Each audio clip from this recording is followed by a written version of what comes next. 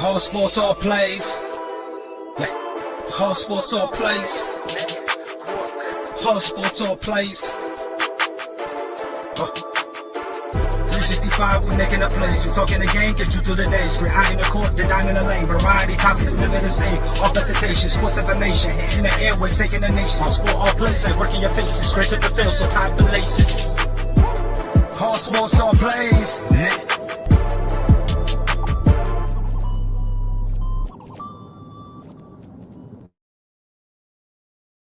Good morning, everyone. Welcome to ASAP in the Morning. It is Wednesday, October 26th, 10:06 on the East Coast. I'm your host, Craig Campbell, and I am joined this morning by Ron. Good morning, Ron. How you doing? Good morning. I love this energy. Top of the morning. It's hump day. Yes, sir. It is hump day. Halfway through the work week. Hope y'all are having a great morning. Let us know in the comments where you're watching from. We are live this morning on Facebook, LinkedIn, YouTube, Twitch, Twitter, and of course, live on the Fox D Network app, the Roku, Tiki Live. There's a whole bunch of them. But if you want to find anywhere and everywhere that All Sports All Plays Network is in the world of social media, just hit that like, subscribe, follow button wherever you are watching from. On YouTube, just search ASAP Sports Network. On Facebook, at All Sports All Plays. On Twitter, at ASAP Network 1. And on Twitch, at ASAP Network. We've got a few subscriber goals and follow goals that we're trying to hit on each of the platforms. So definitely check those out. We've got some great content here on the network. There's Afternoon Blitz, Easy Money, Unscripted, Red Kingdom, Her in the Huddle, The Senseis. There's a ton of shows here on ASAP Network. So if you want to check all those out, no matter what you're into, ASAP has you covered. We got a lot of fun stuff that I want to talk about today. I know, Ron, you're we were talking a little bit before the show that there was a little bit of NBA action last night. We had a fun game with the Suns and the Warriors. Clay gets ejected and taunts Devin Booker, saying he's got 4 rings. I don't know if you had a chance to watch that game last night at all, but man, that's an entertaining game to watch. That's a playoff type atmosphere in Phoenix last night. Yep.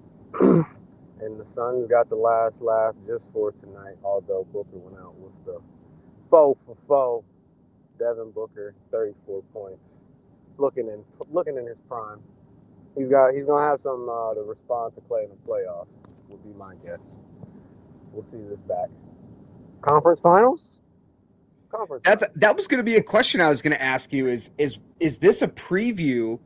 You know, is this a preview of the Western Conference Finals? You know, we talked a lot about in the offseason, what teams were gonna be making pushes for championships, and the West is a little top heavy. It's a challenging, it's going to be a challenging conference, but you've essentially got the Suns, the Warriors, and you've got a few other teams thrown in there as well. Dallas Mavericks trying to make a push, but this very well could be a preview of the Western Conference Finals. Absolutely. I have my doubts against Golden State, but that can be for later.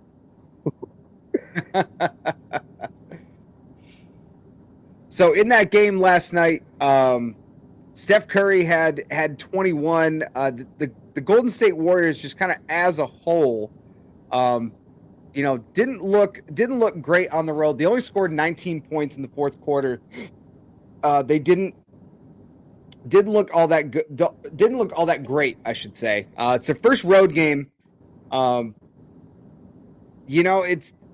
think the Warriors. This is one game in a long season, but in this kind of a matchup, you want to see, are they going to come and play against the big time opponents? For the Phoenix Suns, they've been to the NBA Finals.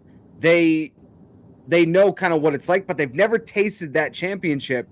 And is that something that you mentioned? Devin Booker, 34 points, 10 of 19 from the field, 11 of 14 from the free throw line. Is that something that is this a game? It's kind of teller for things to come. Do you think the Suns have what it takes to make it back to the NBA Finals this year? Without a doubt. They were supposed to be in the NBA Finals last year, if I'm correct, but Dallas, Luka gave them a very special surprise, and they got jumped on and fell off early.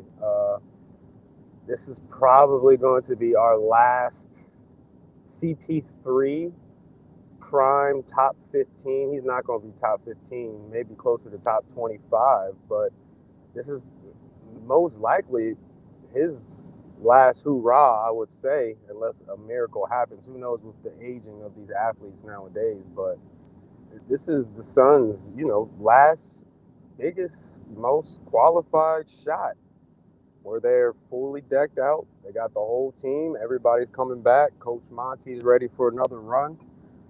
And I think they came out and showed that. And Klay Thompson only made them want it more last night. Yeah, absolutely. Klay Thompson did get ejected in this game. The quote was after the game that there was a lot of chirping going on both sides, and that kind of played into it. Draymond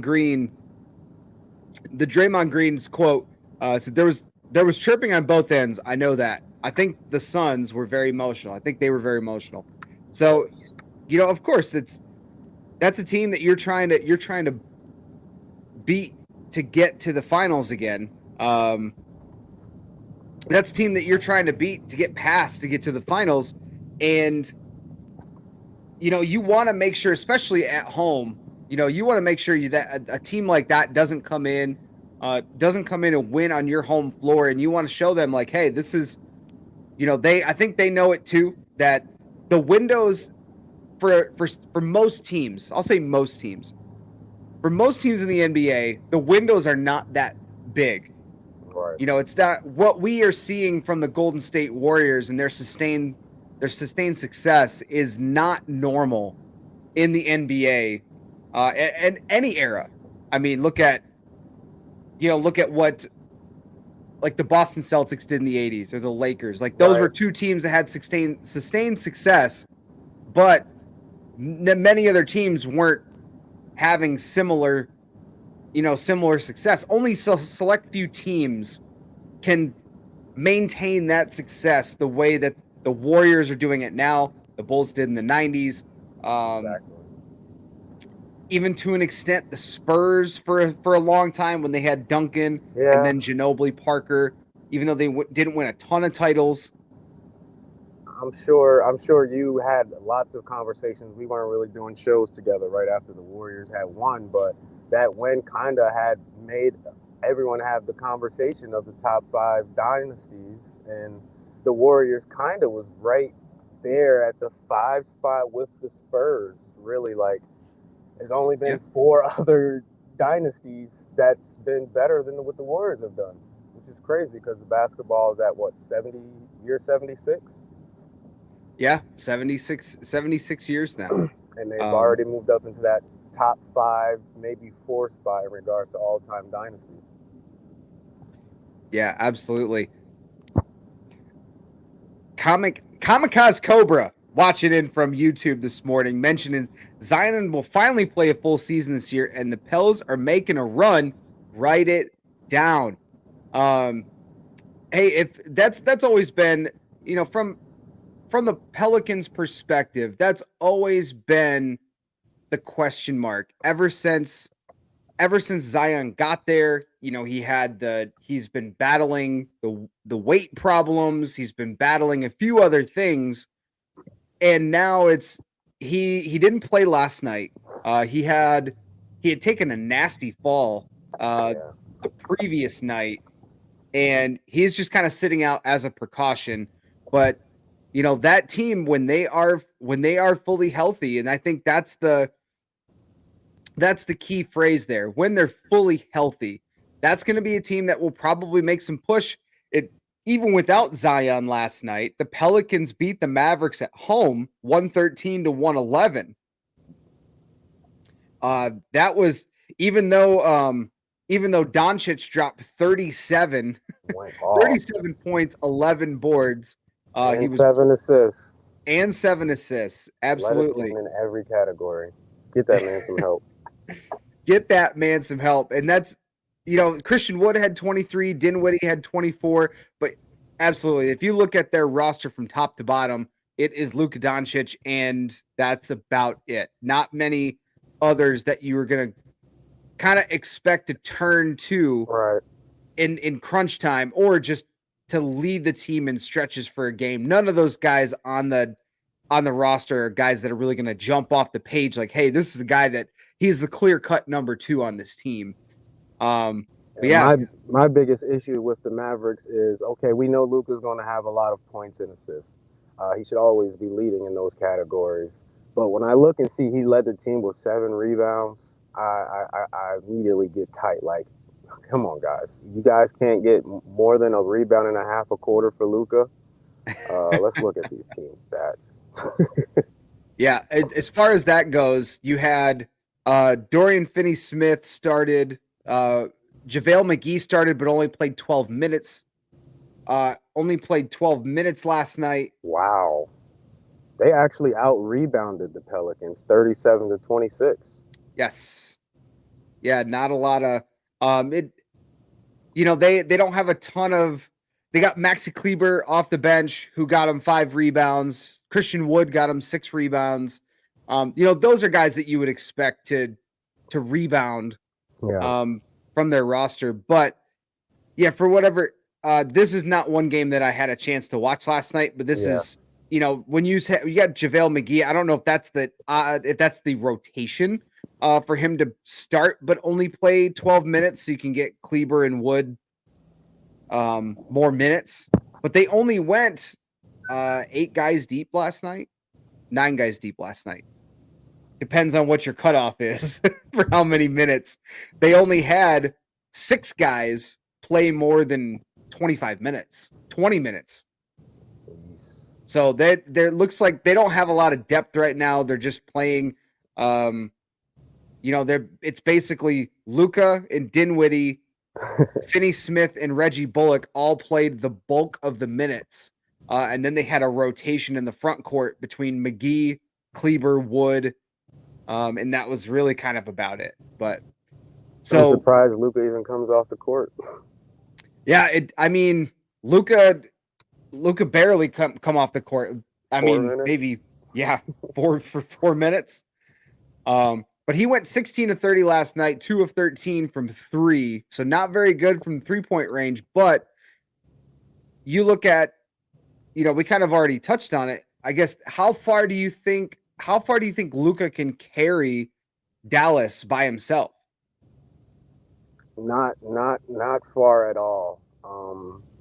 Of course, we might can just do our playoff predictions. I feel like the Mavericks will be bottom tier seed. This may be a play-in team. This could possibly be a play-in team.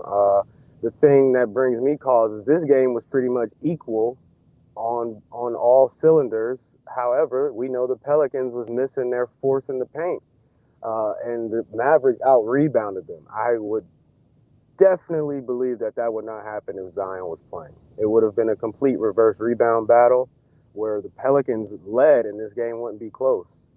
But without Zion, they were ready to go back and forth. And you said, our YouTube commenter said the Pelicans are about to go on a run. And my thoughts was they went on a run last year. So they've only gotten better. So absolutely. I feel like the Pelicans is going to be a top 4 seed in the West. And the Pelicans were missing not only Zion Williamson, but they were missing Brandon Ingram last night too. So he did. Yeah, that's the Pelicans. They were missing Brandon Ingram as so well. They weren't supposed to be in this game. Yeah, Ingram's in concussion protocol, and then we mentioned Zion Williamson is also out with that hip bruise. One of their other starters, Herb Jones, was out last night too. Herb was out. Yeah, he had the hyperextended knee that kept him out of that game. But you still got the one thing that I really like about the Pelicans, to Cobra's comment, is that if you look at their roster top to bottom, I'll bring back up their thing here. But if you look back at their roster top to bottom, they've got Valanciunas at center, who's been a very underrated center in the NBA for a number of years. So you still got CJ McCollum and Valanciunas. And then even to an extent off the bench, you got Devontae Graham played a chunk of minutes last night. Larry Nance Jr. played a chunk of minutes. You've got a decent amount of role players here that can help, as we saw last night, that can help kind of push this team, propel this team forward. Troy Murphy III had led the team with 22 points in 36 minutes. McCollum didn't shoot well, but when, he's kind of the focal point, he was able to get a double-double with 11 assists. So helping out his teammates there, that helps out. What's going on here? And as you figure that out, just continuing to look at this game, who would have thought we would have been spending so much time on Dallas, New Orleans? I know, right? Looking at New Orleans, first of all, every starter had a positive plus minus. So they were hustling and outplaying Dallas. And the only player on Dallas with a positive plus minus that started was Luka. And my question is, why is whatchamacallit coming off the bench? Christian Wood. Why is he playing backup center, not starting? That's a great question. You know what he's shooting on the 3-point from this year? I don't know. I can look it real quick, though. He's 62% on the year from 3. He went 3 for 3 last night, made 4 for 6 from the free throw. He's been a great pickup from Houston, and he only getting 23 minutes. It's something. It's weird to me. Maybe he's not fitting exactly with the scheme that coach wants, or I don't know, but I feel like he should be getting a whole lot more minutes and a whole lot more shots, especially if they have an 8-man rotation. I must be crazy. Well, that's a question mark that Cobra just brought up. Where's Cuban demanding better from his GM? Talking about he's busy with Shark Tank. Well, we know Mark Cuban. It's very vocal, very outspoken as an owner in the NBA, and he's not afraid to pull the trigger and get and make some moves. And I would not be surprised that at this point with the Dallas Mavericks, we're only 2 weeks into the season, so there's a lot to play yet. Oh, yeah. But you got to think that the Dallas Mavericks are going to have to try to find some other piece in the trade market that's going to help push this team, where they need to go and get them further into the playoffs. Because if you're relying on Luka Doncic to play damn near the whole game, and then try to get 20 plus points from Dinwiddie and Wood each night, Wood has that capability of doing it. Dinwiddie has shown in spurts that he can do it as well, but you need another weapon on this team that can help out, so that way Doncic is not doing everything, unless that's your goal. Like if that's your goal is to just let Doncic literally do everything. MVP. Yeah, I mean, his numbers are going to look great for the MVP conversation. That's for sure. With the amount of usage that he gets. And those of you that are fantasy basketball people, he got you 62 fantasy points last night. So Jesus. If you drafted him early, that was a smart move. But but one of the we kind of talked about this yesterday a little bit of surprise teams in the NBA. And I know one of the surprise teams I talked about yesterday was the Portland Trailblazers being 4-0 this early in the season. I guess, Ron, this early in the season, do you have a surprise NBA team, good or bad? Wow. Good and bad. I'll go. I could have said the Portland as well, but right along with them is the Utah Jazz. I know they lost on Sunday. I don't think they played yesterday, so they still should be 3-1. Yep. It's unresponsible. It's not okay, and it's bad management because this is tank for Victor year. This is the race for Vic, and Utah Jazz is probably the number one team that wants to get him after giving a fire sale on their team, and then they come out here and they're just balling, upsetting Denver Nuggets and the Suns. I think it's wild, but at the same time, it's good and bad because, woo, Jordan Clarkson is looking really good over there. Got a little bit of Rudy Gay and Michael Conley. The assets is continuing to grow in Utah. They're going to be getting some more picks. Those guys are going to be moving. I'm loving what they're doing. I wish they were 1-3 and not 3-1 because we're racing to Victor, but it's going to be tight. I think you already brought up Adam. You guys were talking about Adam Silver and tanking yesterday. Yeah, we talked about that a little bit yesterday and kind of where the NBA, where the NBA is with that. So if you want to check that out. It's on the YouTube page at ASAP Sports Network. You can find that from yesterday's show. But yeah, the Jazz going 3-1. They've won 2 road games in those 3 wins too, at the Pelicans and at the Timberwolves, and then beating the Nuggets at home. Yeah, I think that's a big surprise. Yes, we are very, very early in the season, but you mentioned and don't forget, who else did they just get? Lauri Markkanen. Mm-hmm. They got Lauri Markkanen, who's leading the team right now with 21 points a game. Yeah, that's a steal if he can stay healthy. I'm holding on to him. Everyone else can go. Jordan Clarkson showing that now that he's got kind of an expanded role, he's playing 32 minutes a game. Like, he's averaging 18. Kelly Olynyk was traded from Detroit to Utah, and he's their 3rd leading scorer. They got Colin Sexton. They're kind of they still got, you mentioned Mike Conley. They got Horton Tucker, THT. They've got a lot of pieces on this team, and we weren't really sure how they were going to fit together because it seemed like they're actively tanking. You get rid of Gobert, right. You get rid of Donovan Mitchell, and you trade them to teams that are trying to make pushes for playoffs in exchange to get assets. Right. And now, I mean, they're playing well this early in the season. And don't forget about Boban, the other Boban that they sent to Detroit. They got rid of 3. Boyan. Yeah, boy. Yep. Oh, I love his game. I do too. I'm so happy he's in Detroit. Like, yeah. They got a lot of other holes to fix, but Boyan is a bright spot. I think he's leading them in scoring too, like about 22 points a game.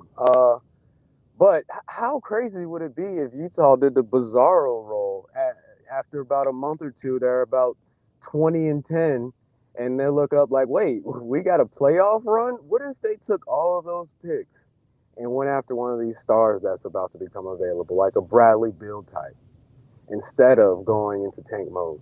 What chances of that are likely? I honestly think it's not likely, because I think if they look at their 20-10, they go, oh yeah, we're in a playoff run. We're supposed to be tanking.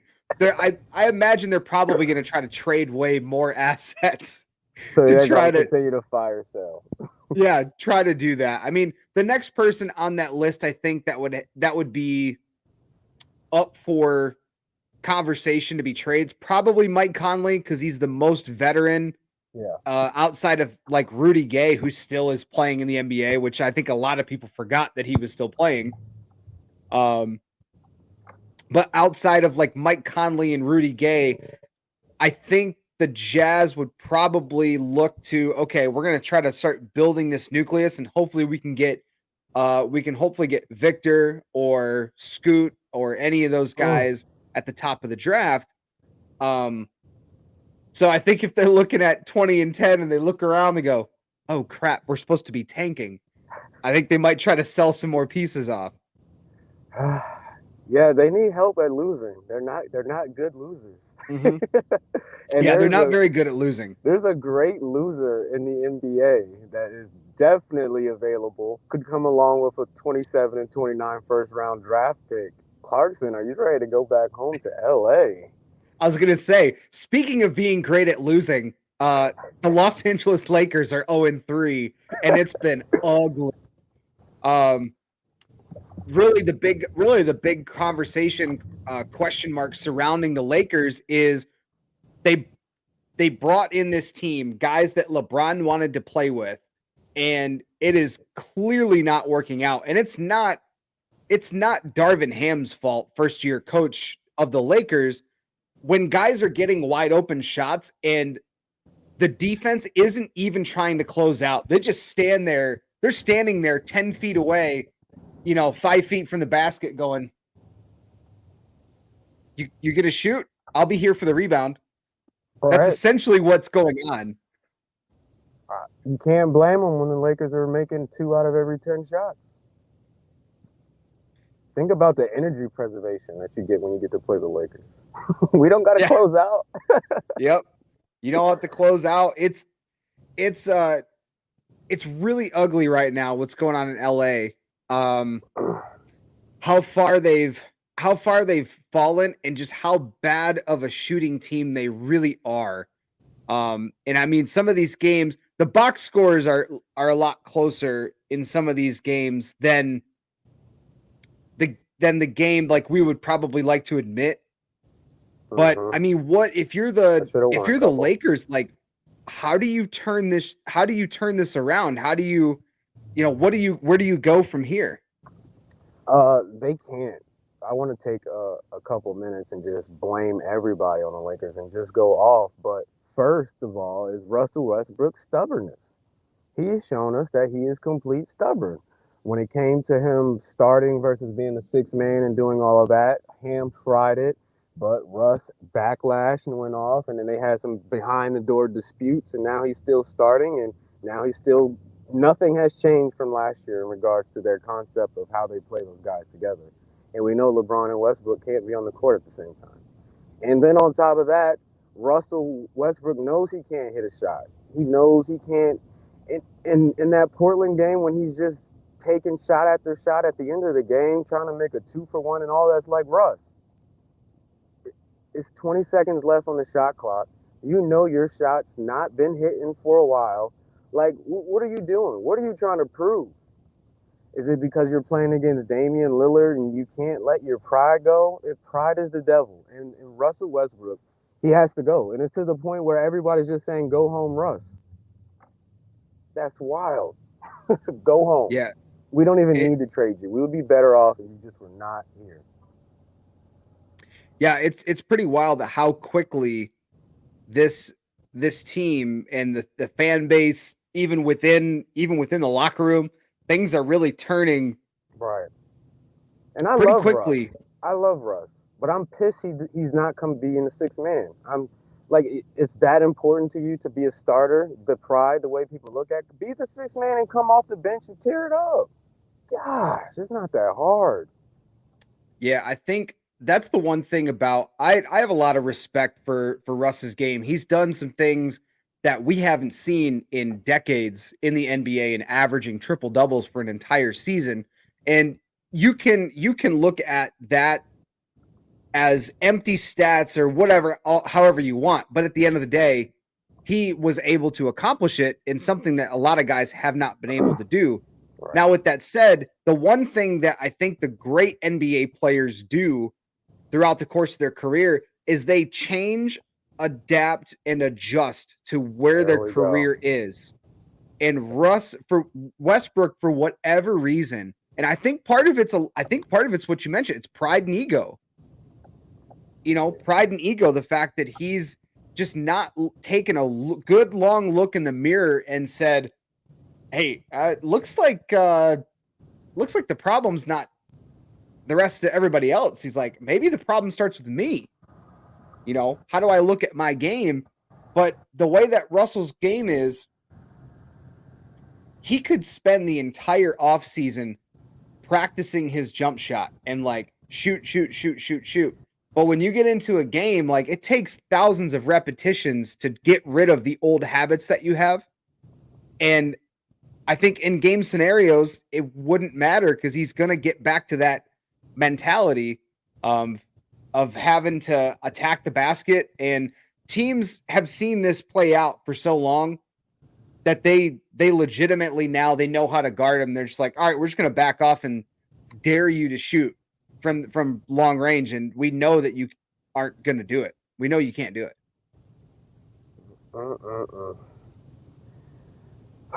It's frustrating. I'm definitely disappointed in him. I don't know how much longer you want to keep talking about Westbrook, but I got more. Well, that's the question is like, okay, if you are the Lakers and you mentioned like, okay, Russ has got to go. Where is Russ going to go? Because I don't think the Lakers have any. The only team that we've heard a lot about is a team like the Indiana Pacers trading Hield and Turner for Westbrook and the 2 first-round draft picks that the Lakers have left that they're allowed to trade at this point. But if you're the Lakers, that's the only option you might even have on the table, and that's something that they said that, well, that's not enough, or it's not the right trade for them.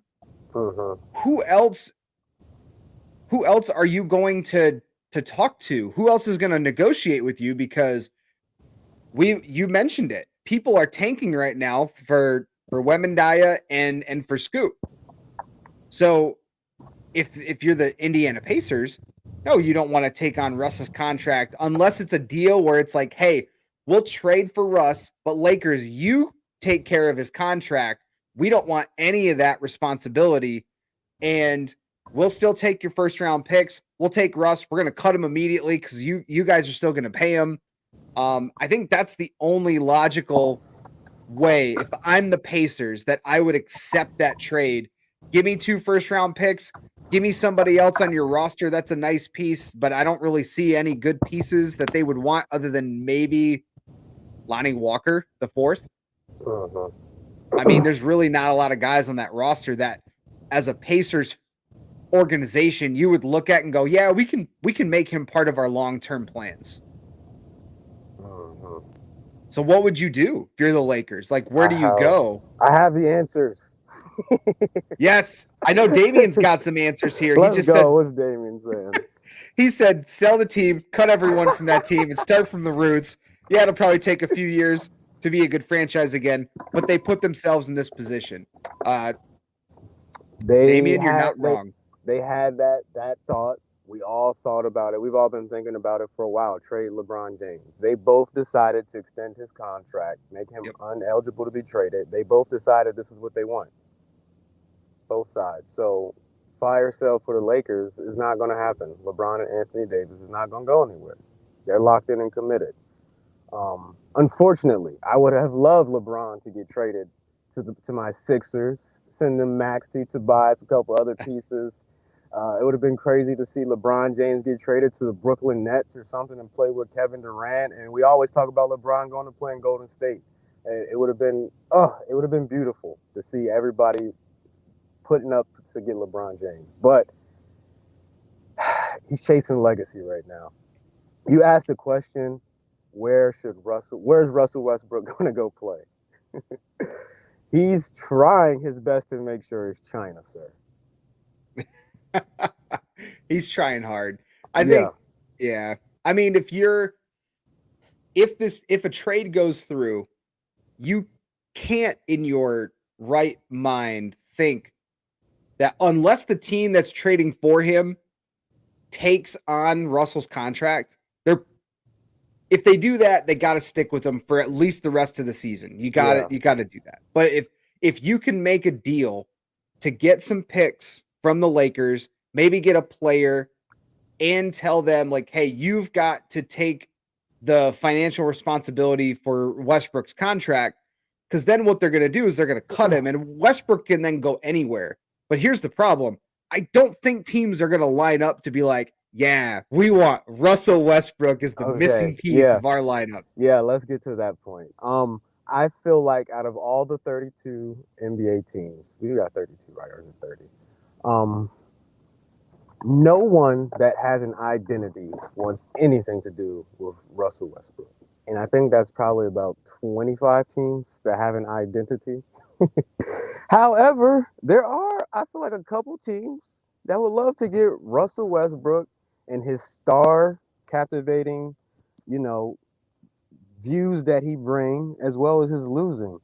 Of course, we have a team like the Utah Jazz. We've already talked about them. I don't feel like the Pacers, you already said it, it would be an immediate cut. They have an identity. They're going forward with Halliburton, building their young roof. They don't want any of Russ around that. Um, I don't feel like that trade's going to happen. We got, I'm going to get to them last. We got the Portland Trailblazers. If they continue to fall apart uh, and tank, they will lose their identity once they figure out where they're going with Dame.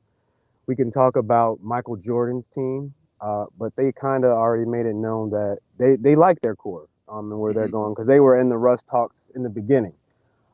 We got OKC as a possible candidate. And then my last one is the Washington Wizards. What is going on with their identity? What is going on with how they're playing? Because I definitely feel like there's going to be a fire sale from their team come January, February time once Bradley Beal wants us to know how unhappy he is. However, last night's game, Porzingis looks good.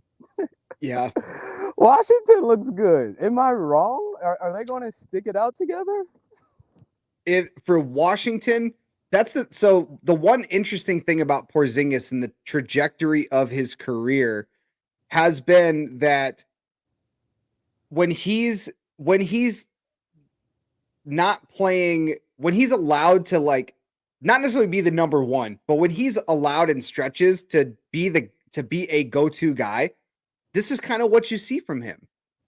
You see some of these really good things, and that's why I thought I was dead wrong on it, but I thought for sure him and Doncic were going to dominate together. Their playing styles meshed so well, but just their personalities clearly didn't. I don't know that much about their relationship outside the fact that they hated each other. I think it was more Porzingis hated the fact that Doncic was going to be that guy. He came from New York thinking he was going to be a big deal, and he had no idea that Luka Legend was about to be born. Right. But like, if you look at, I mean, they have a hodgepodge roster, the Wizards do, but they're making it work. They're 3-1. You got Kuzma, Beal, Porzingis, guys, literally Kuzma and Porzingis that were literally just jettisoned from their team, and Bradley Beal's just sitting around here like, yeah, I've been here forever. You know, he's the guy that's like, I think this is my team. I don't know. Like, that's just how I feel about it. But hilarious. They're 3-1. You know, what do they do if they're in a similar situation to the Jazz, where maybe if they're near the top of the Eastern Conference, a place that nobody would expect the Wizards to be halfway through the season. If they're up there, is this maybe where they go, all right, this is the best time that we can try to trade Bradley Beal and get something for him? Because I guarantee you a ton of teams would line up to trade, but that would Can we talk about that? Yeah, absolutely. The teams that's going to line up for trades. We can get to that. Absolutely. But I mean, to the original question of, if not the Lakers, where would Russell Westbrook play? And I'm looking at the Eastern Conference, and I really don't see any team in the Eastern Conference that would be like, yup, we want Russell Westbrook. Because the Wizards, we saw how that worked out. Oh yeah, he did play there already. Yeah, maybe if things fall apart, maybe Charlotte, just to sell tickets. You know, but they're trying to build a young core. I don't see it would be a very Knicks move, but I don't see the Knicks going after. They're going to be my candidate number one for teams lining up for big trades. Yeah, and that was Damien's comment too. He's like, hey, what about Westbrook to the Knicks for some draft picks? Oh no. That would be a very Knicks move. But again, I think what they're trying to build there, I don't think Westbrook fits into that. So that moves me to the Western Conference. Right now, I don't see the Blazers making that move because they got Damian. They got Dame Lillard. He's so dang faithful. Yeah, and it's really weird because they're trying to sell off people and trying to go into a rebuild, but Dame is just so damn good and he's so loyal to that team that they're going to end up being a borderline like a play-in team with him on the floor. So unless he's got a major injury or something, he's going to keep them in ball games. The Jazz, they're trying to tear it all down, get Wemendaya, and they're trying to just rebuild because they're a smaller market team. San Antonio's 3-1 to start the year, but I don't see them. They're kind of in the same boat. I don't think Popovich wants Westbrook at all.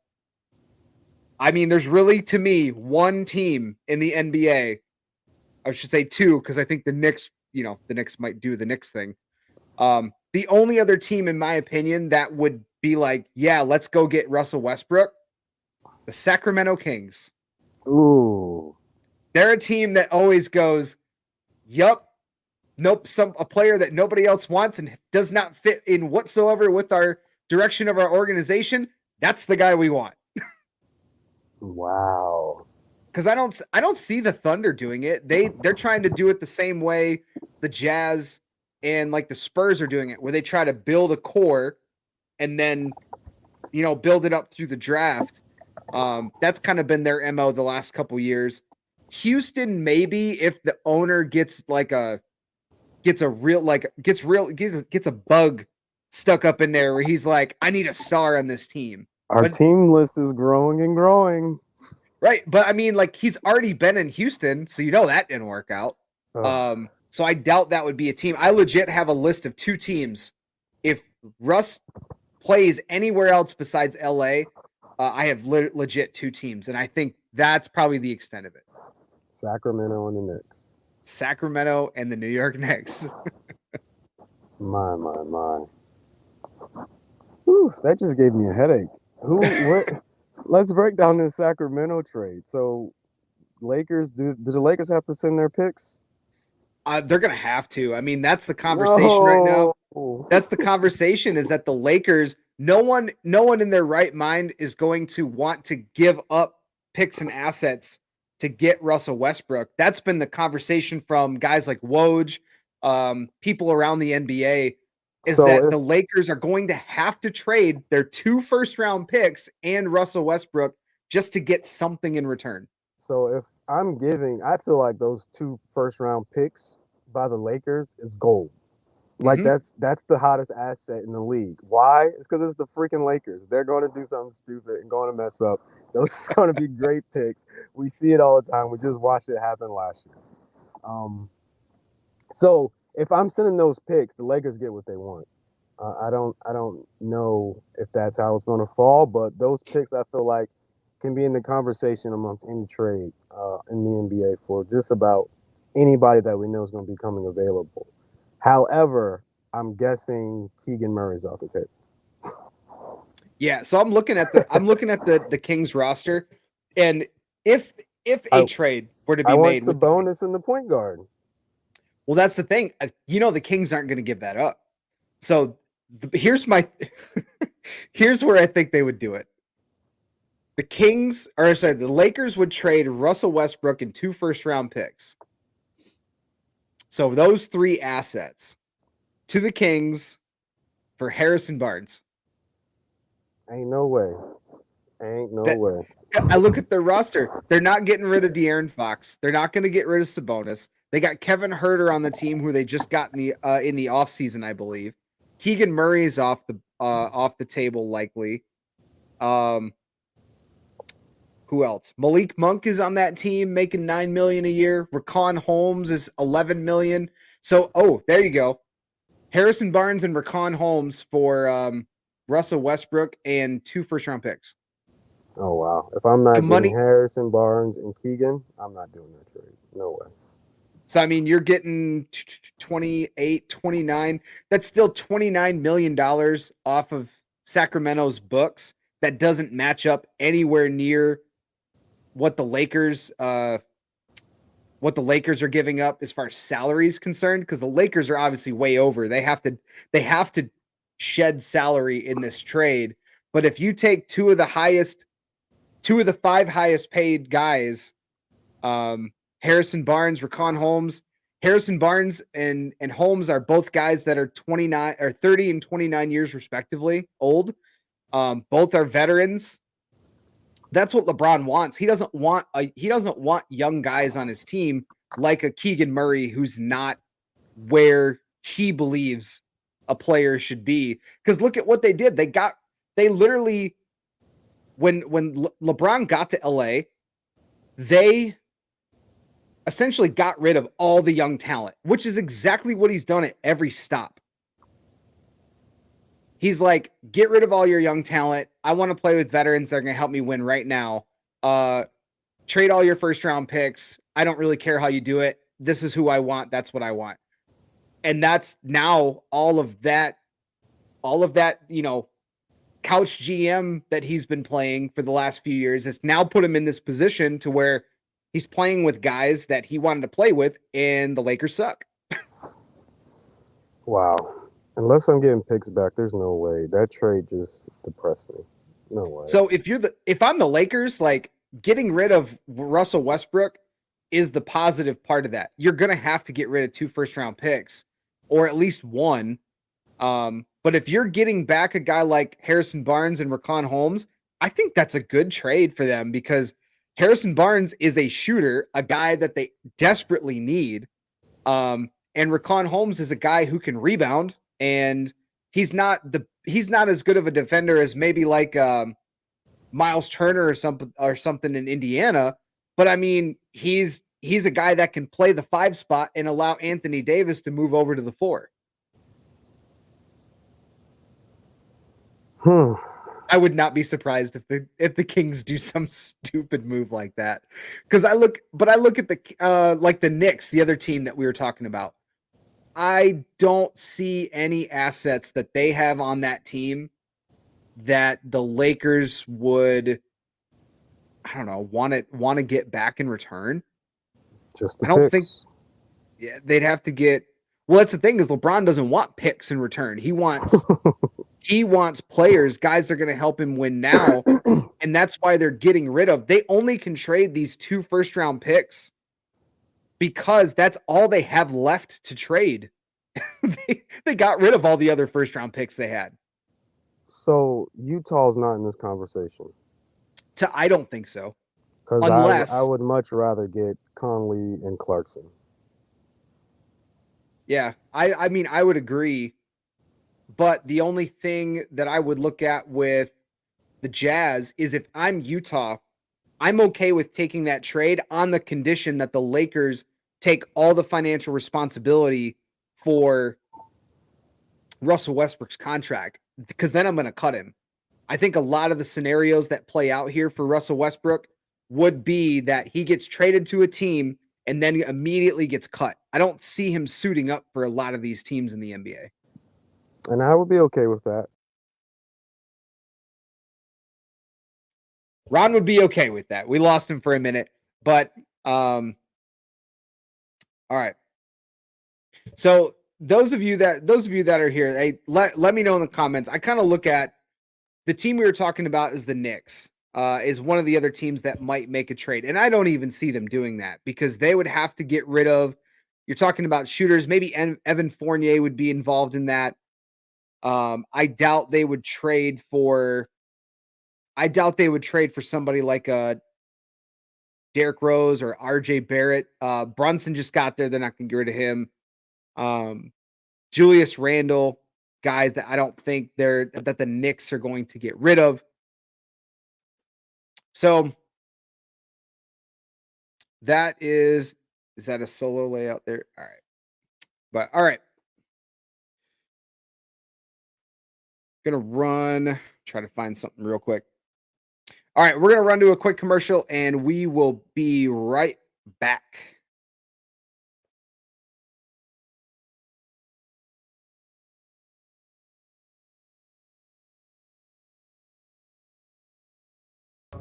Shanig, man. Hey, what's up? This is your girl Carolina T from The Sports Dime on 9:30 a.m. The Answer in San Antonio. I'm just here chilling in Texas Hill Country, taking my evening stroll. But before I wrap that up, I want to let y'all know that I will be with my friends at All Sports, All Plays, ASAP Wednesday evening. We're going to be talking about everything. It seems like they want to talk to me about everything, so I don't know what we're going to get into, but I'm sure we're going to get into a lot and we're going to have a blast. So make sure you guys tune in to All Sports, All Plays, ASAP. Now I'm going to enjoy my evening stroll. Good night.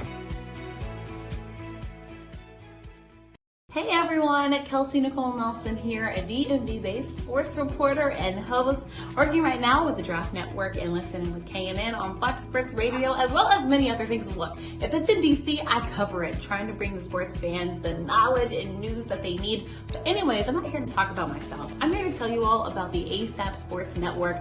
That's All Sports, All Plays Network, because let me tell you, the fellas bring the heat each and every show and each and every time they come on. I've had a chance and a privilege to be a special guest. I'm already looking forward to the next time. But again, the ASAP Network is going to be one that you all want to check out on social media, because there's good sports shows, and then there's great sports shows, and then there's the ASAP Sports Network. Check them out on social media. You won't be disappointed. Again, give me my endorsement to them because they're just that good. So be sure to check them out. You won't regret it. Bye guys.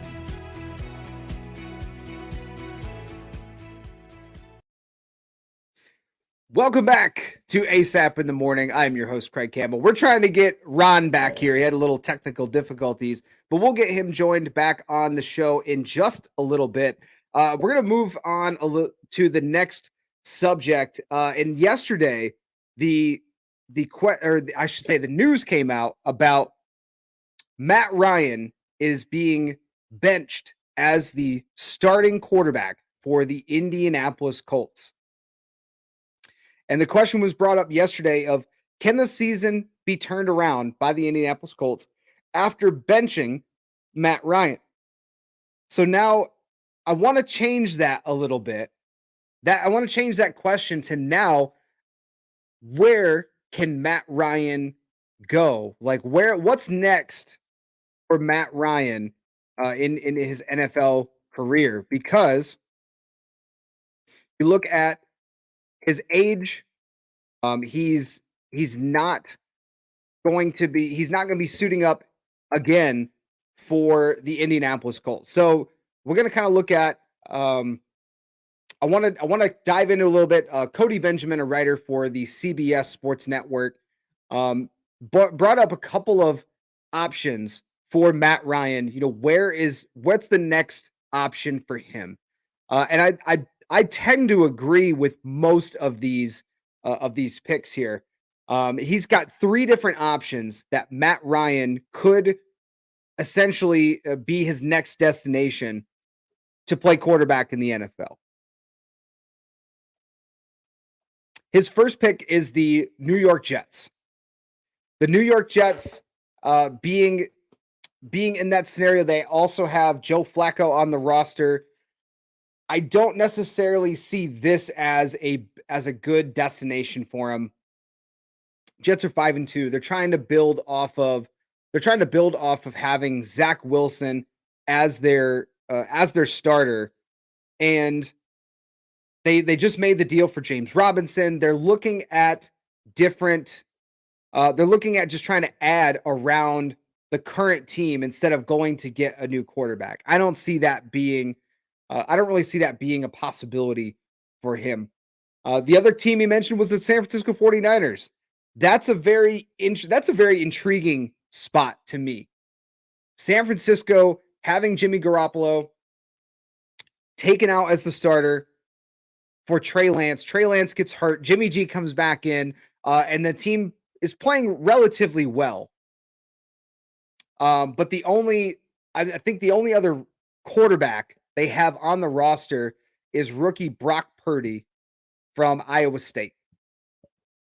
So in that possibility, if Matt Ryan is looking at just being a backup in any location, I think the 49ers could make a lot of sense because they rely heavily on the run game. They're not going to make they would not make Matt Ryan throw a ton. They're not going to do, hopefully, what is being done right now in Indianapolis. Damian said Matt Ryan needs to go to retirement home with Brady and Rodgers. He's washed up. I think Matt Ryan is a little bit more so. He's a little bit more so than Brady and Rodgers at this point. Matt Ryan has really struggled in what seems to be a very quick fall off, like off a cliff. It's just shocking to me that when he got to Indianapolis, they were just coming off the season they had with Carson Wentz. And it was a good season. Not a great season, but not a terrible season either. And they felt like, okay, Carson Wentz, he's not the guy we want. We're gonna go get another veteran who's been to the Super Bowl, been an MVP, and we're gonna go get that guy. The problem with that is those days for Matt Ryan, even looking at his recent history in Atlanta, you could tell that there's starting to be some drop off there. So I don't think I don't know about, I would say between him, Brady, and Rodgers, where does he fall? Matt Ryan's definitely at the bottom of that list of those. If I had to pick of those three quarterbacks, I'd probably still stick with Aaron Rodgers. Brady's showing some signs of whether he's just mentally not the same player that he's been. Maybe it is the personal stuff going on with him. Maybe there's a lot of other things in his personal life that are going on, kind of distracting him right now, but he's definitely not the same player now that he was when he first got to Tampa. Age might throw a thing into it. I mean, for God's sakes, not many guys in the NFL have played till 45 years old. And Brady's still showing some signs that he's that he can still produce, even if albeit a little bit. So the other team that's on this list, and this is probably the one that makes the most sense to me right now, is the New England Patriots. The New England Patriots is a scenario where if Matt Ryan were to be a starter, New England would be a place, in my opinion, that would make the most sense. You got Mac Jones, who's coming off injury. I have no idea what's going on in New England and I think from what reports are coming out is that the players were surprised that Mac Jones got benched after the third drive of the game in favor of rookie Bailey Zappi. I think everybody's kind of surprised there. Neither quarterback played well in that Monday night game against Chicago, but I think of any scenario that Matt Ryan could step in and be a starter, I think working with Bill Belichick might be the best option for him. Mac Jones, he's only a year removed from being the 15th overall pick, and he's shown some great stuff. He's shown some not so great stuff, but I think long term they're still looking to Mac Jones. Maybe his injury was still not completely healed. We don't really know the scenario, but he just did not look good. He looked very rusty in the three drives that he was on the field for the Patriots. So you turn to Bailey Zappi, rookie. But if the Patriots want to try to salvage the season, make a push for the playoffs, which is very possible. Looking at the standings, you've got 1, 2, 3, 4, 5, 6. So you got the field pretty well set, but you got 4 teams at 4-3. 4 teams fighting for one spot at 4-3. And New England's still 3-4. It's not out of the question that they could make a push to make a wild card spot. But if that's your thing, if you're trying to salvage this season and you're trying to make a push for the playoffs, Matt Ryan might not be a bad stopgap as a starting quarterback. And then if Mac Jones really struggles, it just depends on what kind of a game plan are they going to dial up. If they're going to if they're going to rely on the run, play some solid defense, which is a very Bill Belichick type staple, not force Matt Ryan to really throw the ball down the field, because that's something he's really struggled with in Indy. It's when they try to get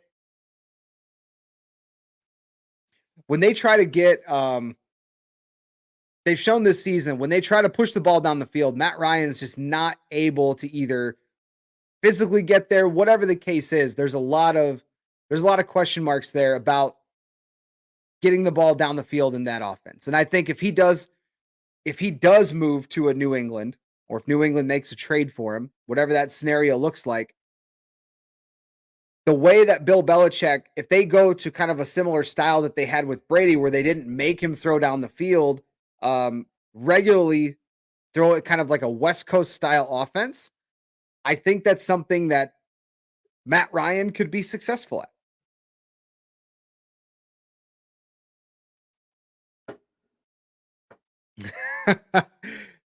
I'm saying, Damian,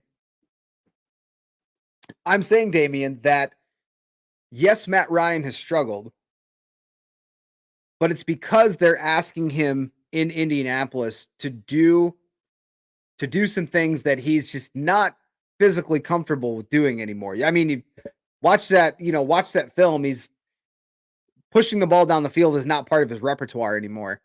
But what Bill Belichick and the Patriots can do is and that's what something Bill and company do really well, is they can adapt the offense to be more focused on the running backs, which is what they've done in the past. I just think if Matt Ryan wants a chance to start, New England would make sense. That's all the point I'm making here, is of these teams that were being talked about in this column, the Jets, the 49ers, and the Patriots. The Jets and 49ers are backup roles, hands down, for Matt Ryan. And that's all he is at this point as a quarterback. And there's nothing wrong with that. When you get to be 36, 37, past your year 35, that's really all you could expect. Seeing the Brady's, Rodgers, those guys playing into their late 30s, early 40s as starters, that's not something we typically see. Yeah, Brett Favre did it. We've seen Joe Flacco step in and still be a spot starter. But I think that's kind of the point of where Matt Ryan is in his career right now, as he could be a spot starter, step in, maybe just in a backup role. But what I'm saying is that if he has any shot of being a starting quarterback in the NFL, I think New England might be the one team that makes sense based on their quarterback situation. Maybe Pittsburgh is another team that they just don't know what they're doing at quarterback. That's another team that he could start for. But I look at some of these teams in the NFL, and they've got their quarterback situation figured out. Whether it's working or not for him is a different question. But I think there's some teams, I think maybe Houston is another team that just, they don't really know what they're doing as a direction of a franchise. I don't think they would want to go out and get a Matt Ryan, though. It'd be very ironic to see Washington, even though I don't think they will. Ron Rivera loves Taylor Heineke, had him in Carolina, brought him to Washington, and now he's the starter until, based on whatever's going on with Carson Wentz right now.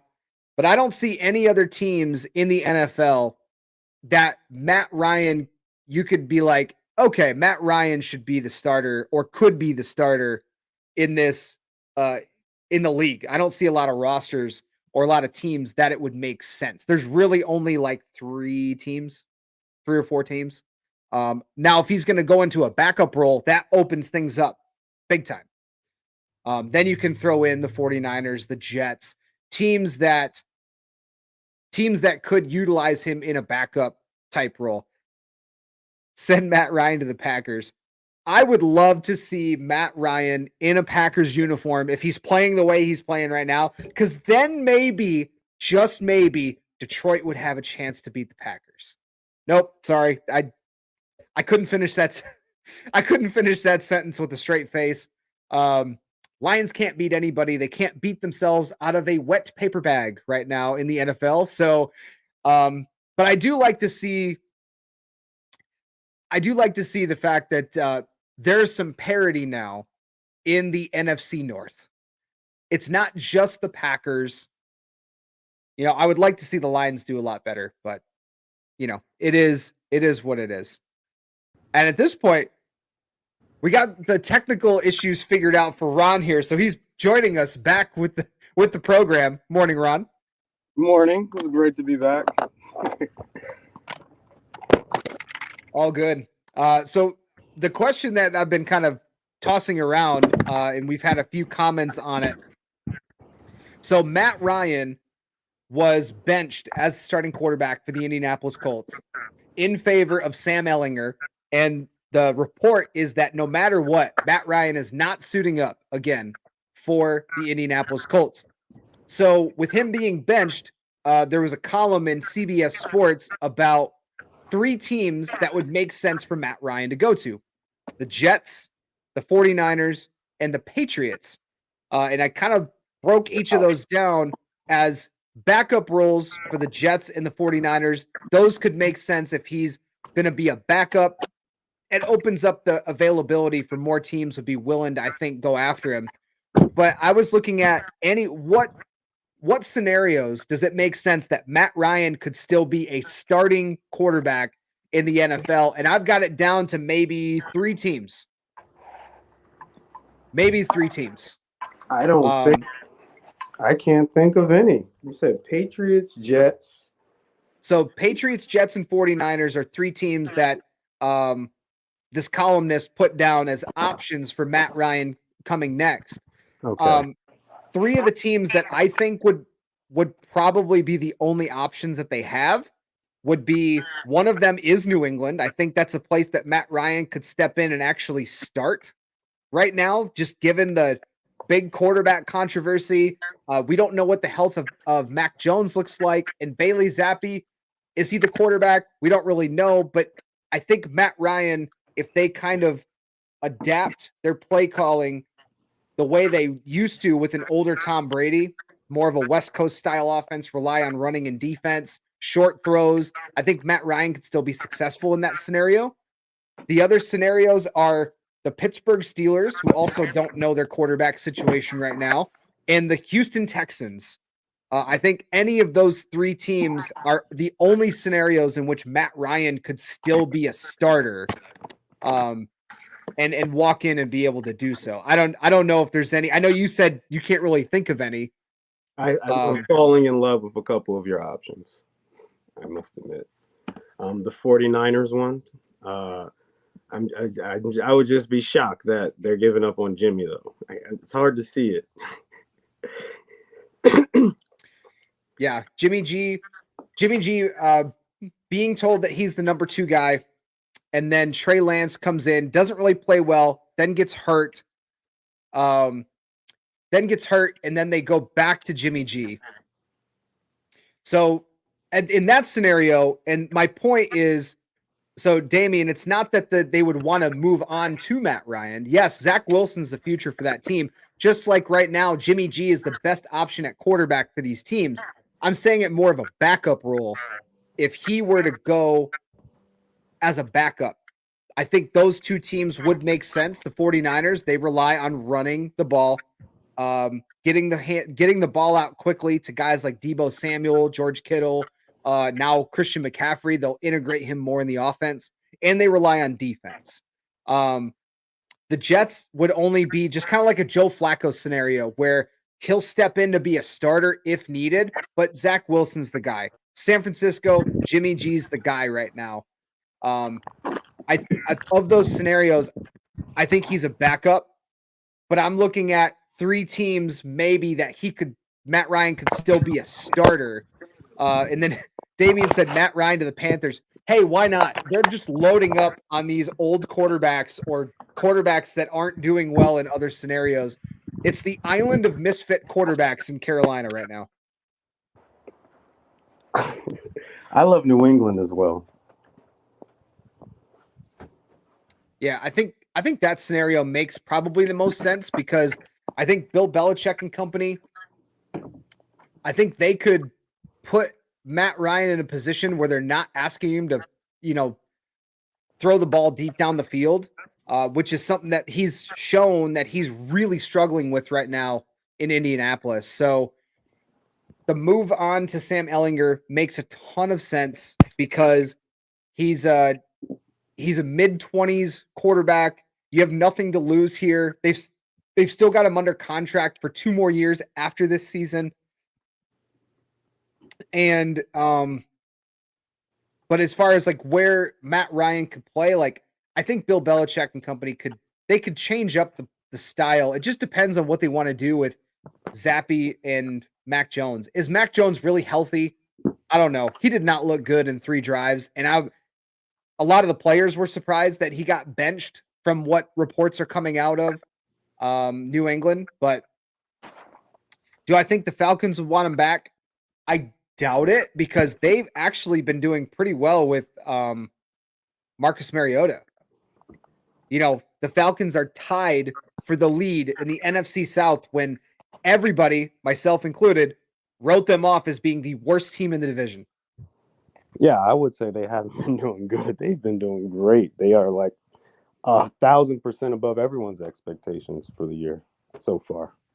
Yeah, absolutely. So just that Kyle Pitts issue. Who would have thought their biggest issue would be Kyle Pitts? Yeah, I mean the guy that one of the guys you thought would be like the best producer on that team, doesn't seem to be the case. But yeah, I don't really know what's going on with that. But if we are to look at that, I think New England makes the most sense. I really do. If he's still going to be a starter, if he's going to be a backup, there's a lot of different options that he could go then. There's a ton of different areas he could go. I think San Francisco should jump on that immediately because it will be a great backup to Jimmy G. 49ers are definitely a playoff team. They got to get a little bit healthier. They're really beating and bruised on the defensive side of the ball, but he could come right in with those weapons. But he had weapons on the Colts, didn't he? He had the best running back, a great wide receiver in Pittman, good tight ends, and he still wasn't producing. They were starting to get it together though. 3-2 before this debacle last week.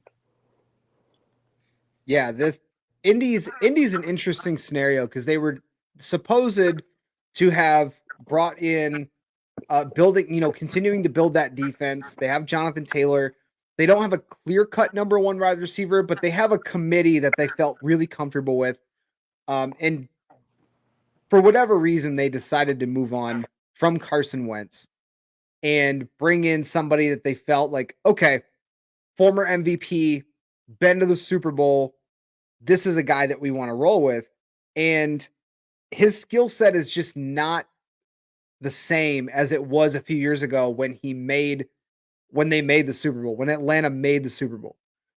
I don't know if it's just Father Time really caught up to him quickly or if they were just trying to have Matt Ryan do things that he's just not capable of doing.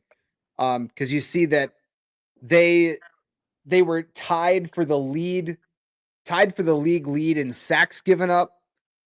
He's leading the league in interceptions. That's right. Obviously not something that you want to see from your offense. And you look at that, they only put up 113 points. They have a negative 27 point differential, which is not as bad as some other teams in the league, but goodness, it's not good. Damien asked, Denver, is that a question? No, they just got Russell Wilson. They paid him all that money. They're not gonna move on from him. or even as a backup scenario, I don't think they bring in Matt Ryan to be a backup there either, because that's only going to then generate a potential quarterback controversy through the media, because you know how the media likes to drum that stuff up all the time. I don't think that's a scenario in which would make sense for Denver specifically. But if you got a week till the trade deadline, if you're Indy, I mean, you could probably trade Matt Ryan for, I don't know, cash considerations, 7th round pick. That's really all you're going to get out of him. But they definitely don't want him. He's scheduled to make what was it yesterday? 17 million if he's on the roster. So he gets a roster bonus, and he's still guaranteed to make at least, I think, 10 million even if he's injured. So there's possibility he could still make $17 million next year. So the Colts would have to do something to make sure that he's either off the roster, or you're just going to have to ride with him for another year and he'll be the backup. And then you've got a really weird scenario where you got two highly paid backups in Foles and Ryan. And then you've got your starter is on a rookie contract making less than $1 million a year.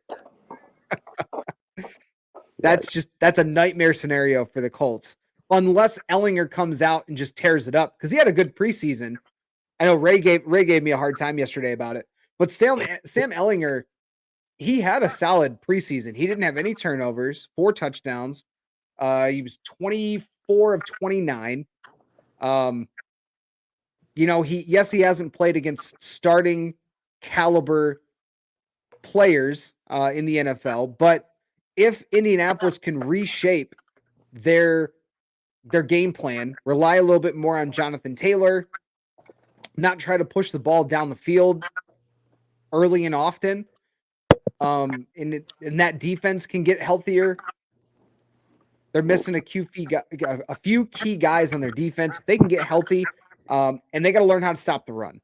But I think if there's a lot of pieces there that got to get shored up. But I mean, Indy's still in striking distance. They only have one more division opponent left in Houston. It's the very end of the season. So they're already done for the most part with all their division games. They've already played Tennessee twice. They've already played Jacksonville twice. So now from here on out, it's all non-division games. So you could really kind of get some wins put together and just hope to goodness that your tiebreaker doesn't come into effect. Yeah. I think that tiebreaker is going to be critical. Yeah, but they still have a 19% chance to win the division right now. You know, it's really gonna depend on, they haven't played. They're 2-1 at home. They haven't played well on the road at all, but there's still a possibility. So Indianapolis still has striking distance. They're still second in the division. That's all you can ask for. Through 7 games, if you're sitting second in the division, you still have a chance at winning it.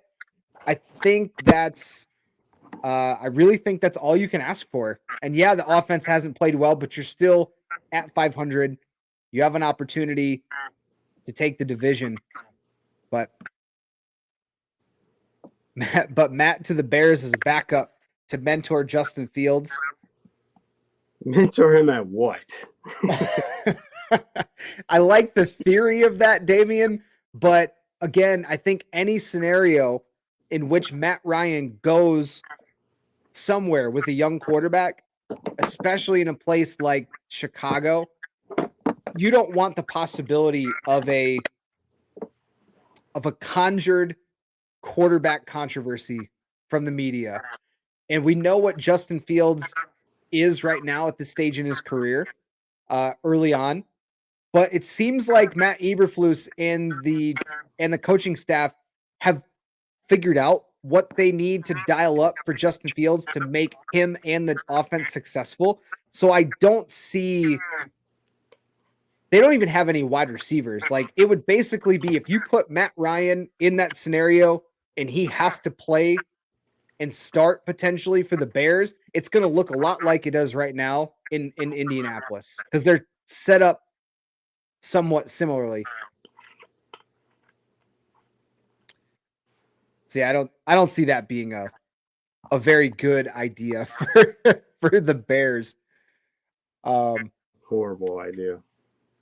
That would be a very, very bad idea for the Bears to do that.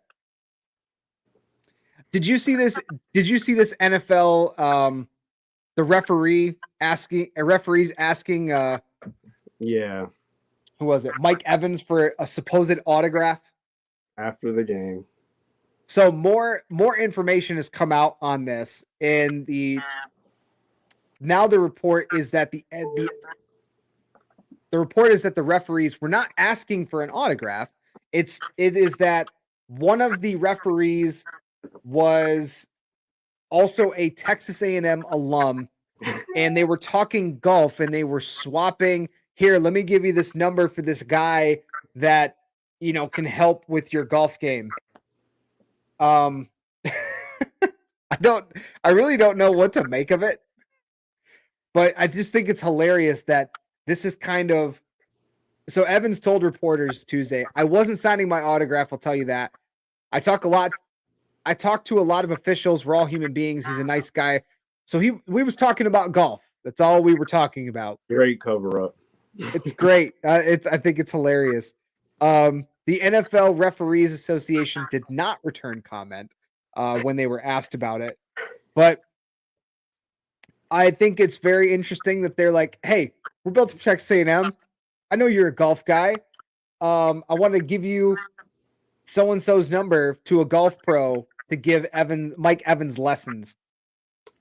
Ain't no way. Okay.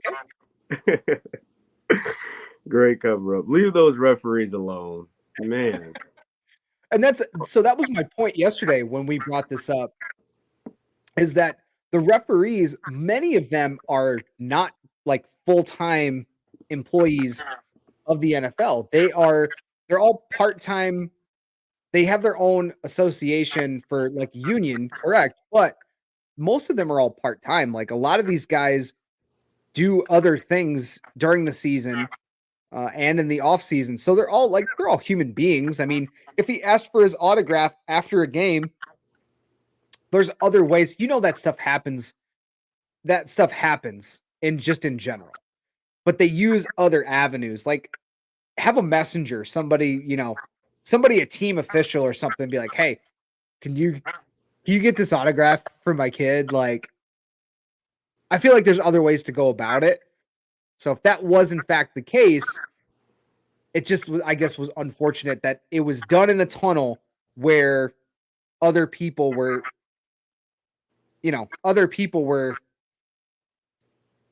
present. Other people were present. Oh man. It's just surprising that they were trying to get his autograph and not like Tom Brady's or something. Right. Yeah.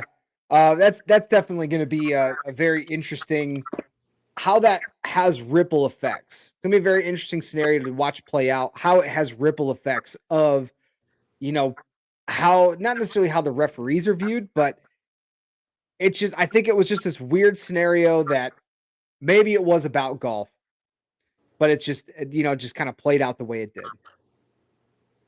Nobody's talking about golf immediately after a football game, walking off that field. Some maybe. Golf's a big sport that a lot of athletes play in the off season, but I don't know. It is very weird that we see that happen in the tunnel right after a game, in the middle of the season. Maybe at the end of the season I can see that, but I don't know.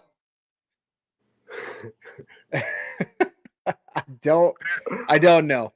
So, but if this is a Hollywood movie and the athlete's been in some trouble, this is like literally the move that the casino owner or the mob boss would go, "Hey, let's go talk to him after the game and see what's going on," and kind of like bring spotlight on Mike Evans. And he was going, I'm not trying to bring any allegations against you, Mr. Evans, but I'm just saying it's hilarious in my mind that these referees are talking to you after the game. The first athlete that comes to my mind is Calvin Ridley spicy situation. Uh, Mike Evans, tread lightly because it could be some bad press that could come out of about this quick. I wouldn't be surprised now, but I just feel like those referees wanted to autograph. Let them get their autograph and leave them alone. Right? Yeah. Just, I mean, they're humans too. They're not. It is stated in their collective bargaining agreement that they're not supposed to be asking for autographs and stuff like that to the players, especially on the field or in any capacity, really. So, we'll kind of see how it plays out. Damien had the question that news had about Frank Clark. That news had come out last night, kind of later last night. So Frank Clark of the Kansas City Chiefs was suspended 2 games for violating the NFL's personal conduct policy, and this is stemming from two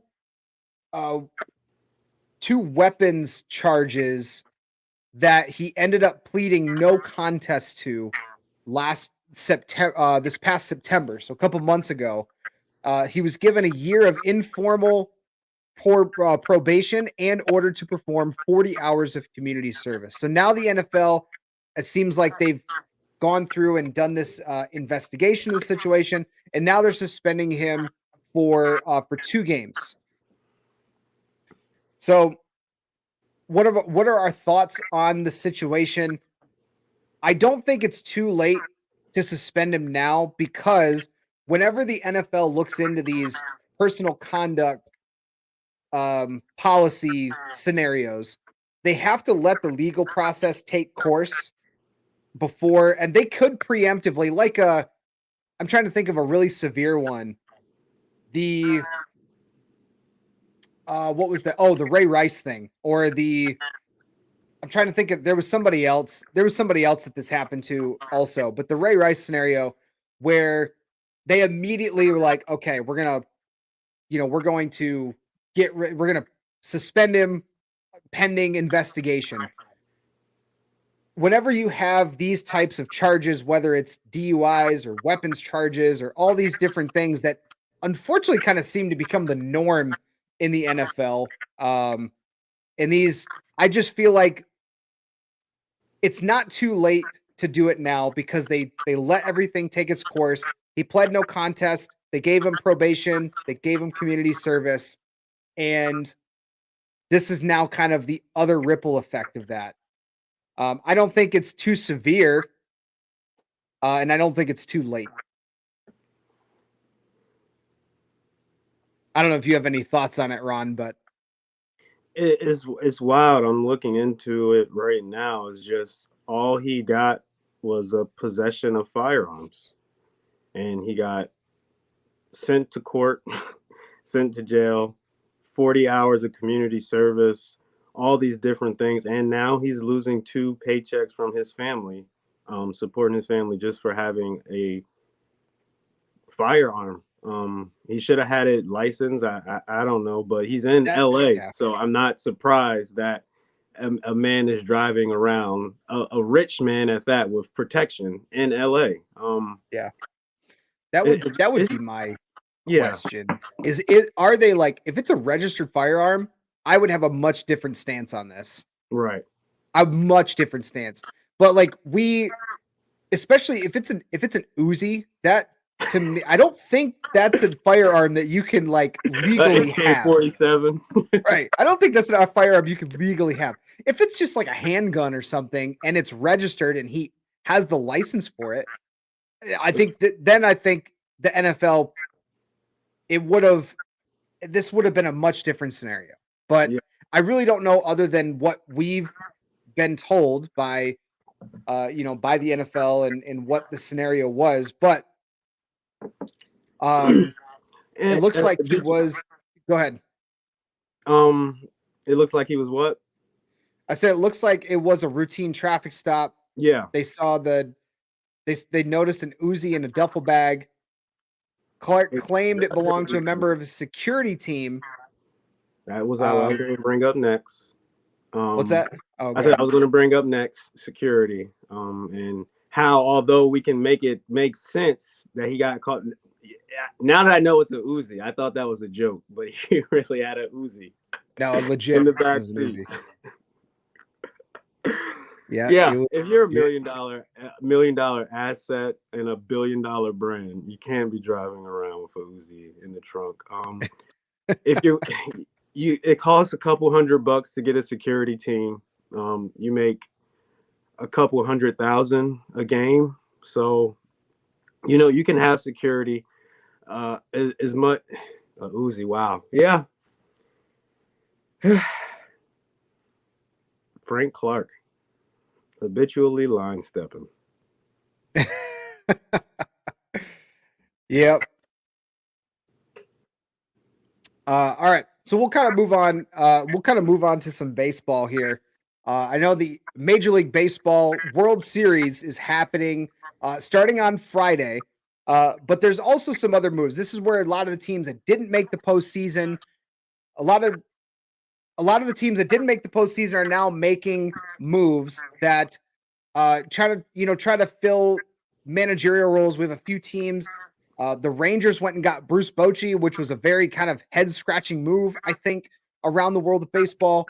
The other news is that the Marlins went and hired Skip Shoemaker as their new manager, replacing Don Mattingly in Miami. Shoemaker spent last season as the Cardinals bench coach, and this, the only real thing of note for this move is that, to me, I'm not a ton of bit surprised that Miami's going to take a chance and roll the dice on a brand new first time manager, because when Don Mattingly was there,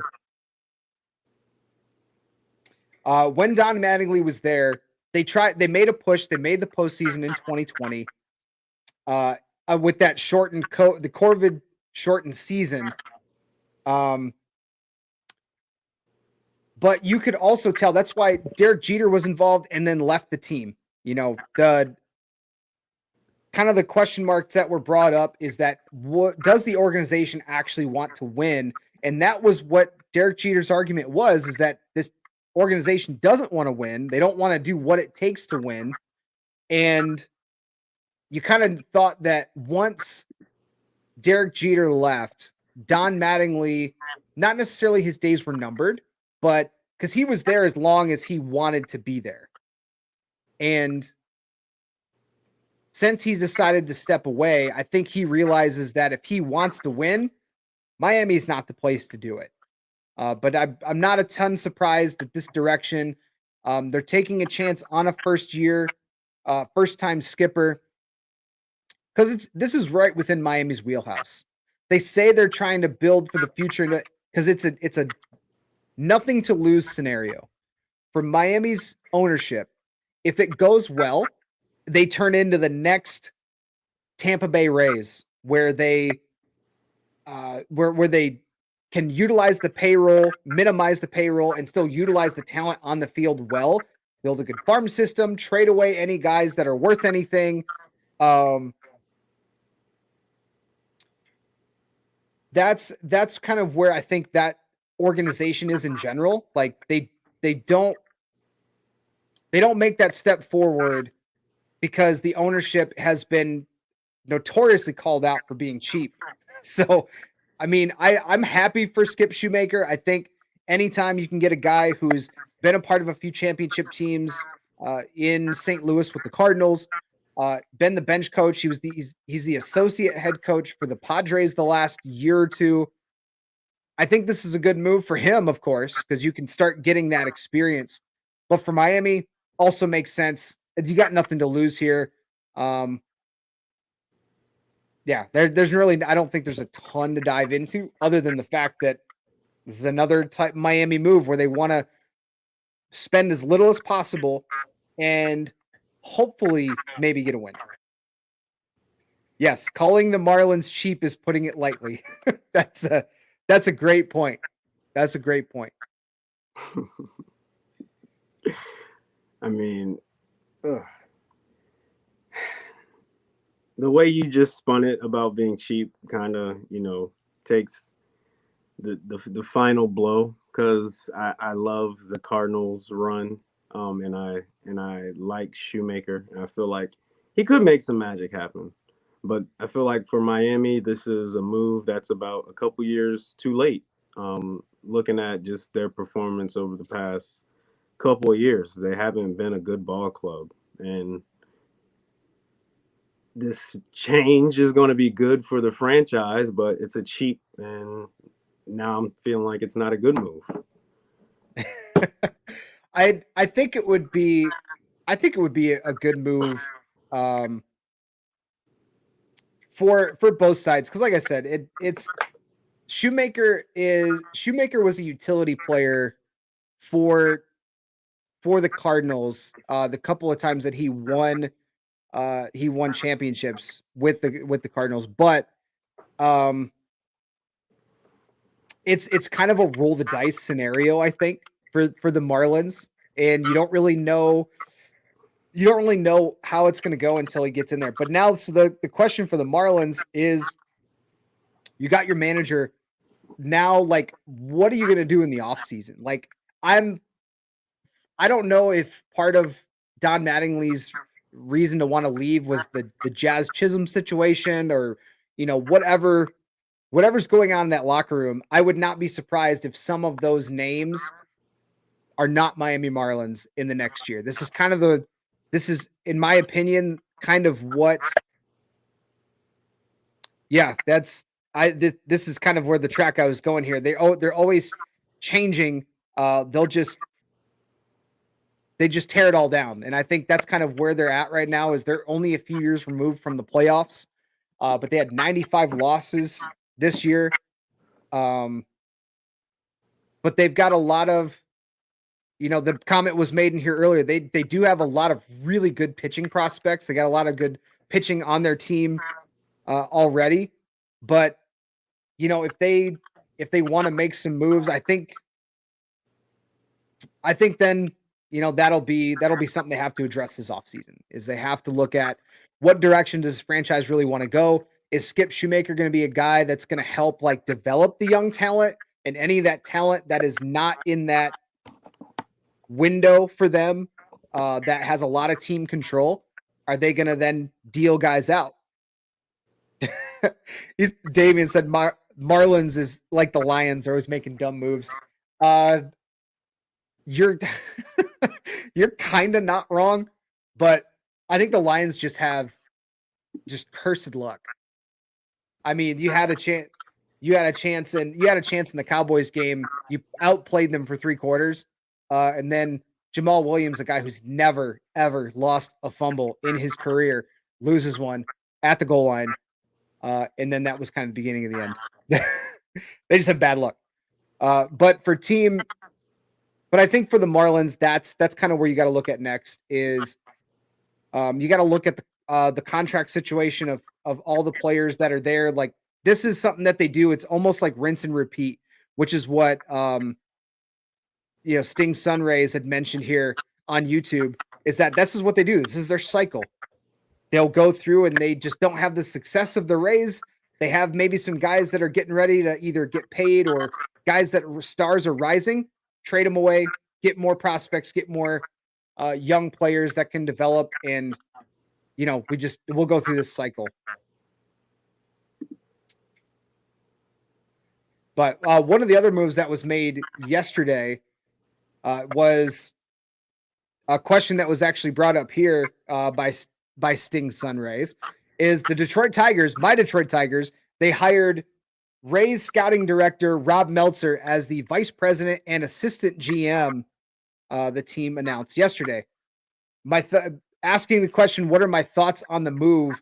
I think every move so far that the Tigers have made in this offseason, you brought in Scott Harris from the Giants to be your president of baseball operations, guy who's had a lot of success in the different stops he's been in. He helped build up. He helped build the Cubs World Series championship team. He's been he's very well respected throughout the league.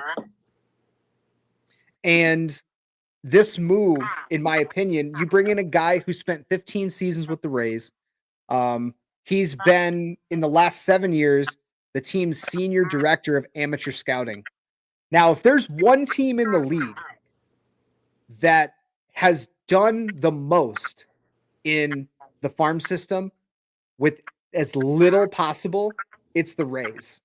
And I love this move. I really do. I think the direction that Scott Harris and company are making is they finally got rid of Al Avila as the GM and president of baseball operations. And it's nothing against Al Avila, because from all accounts, he's a nice man. Like, he's a nice guy, but the problem is that he, much like William Clay Ford, owner of the Lions, was extremely loyal to a fault. Al Avila would hold on to guys that are just nice guys. Like he just made moves that you look around and you're scratching your head, because why aren't we this guy is not producing. He's not great. He's not great in the trade market. Obviously not very good in signing free agents. I.e., look at Javier Baez. You're paying him like a number one player when he's kind of not really ever shown that potential. Javier Baez is most productive, most effective as a player when he's allowed to be like the second star of the team, the third star of the team. Go back to when he was in Chicago. He was the biggest personality on the team, but he wasn't the biggest producer of that team. And when you put him on the Tigers, where he's now expected to be the guy to, hit 30, 40 home runs a year, lead the team in RBIs, be that star, like Baez is Baez. And we saw defensively, I don't know what's going on with him.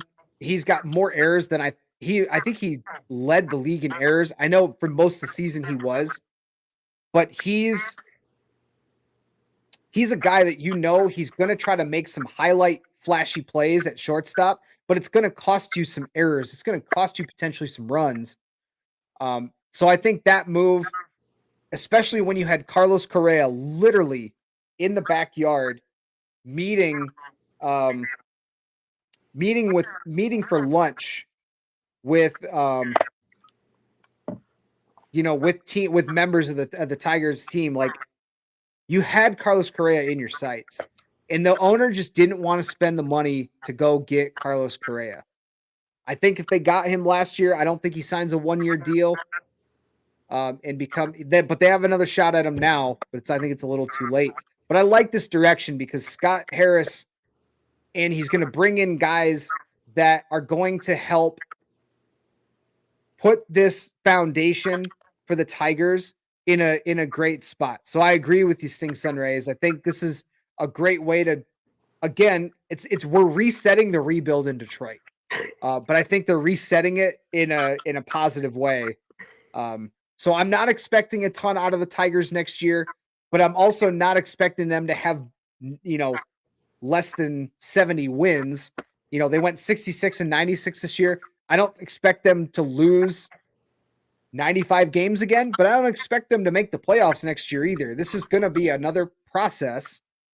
But now you've got the right pieces, I think, in place to begin a solid, honest rebuild.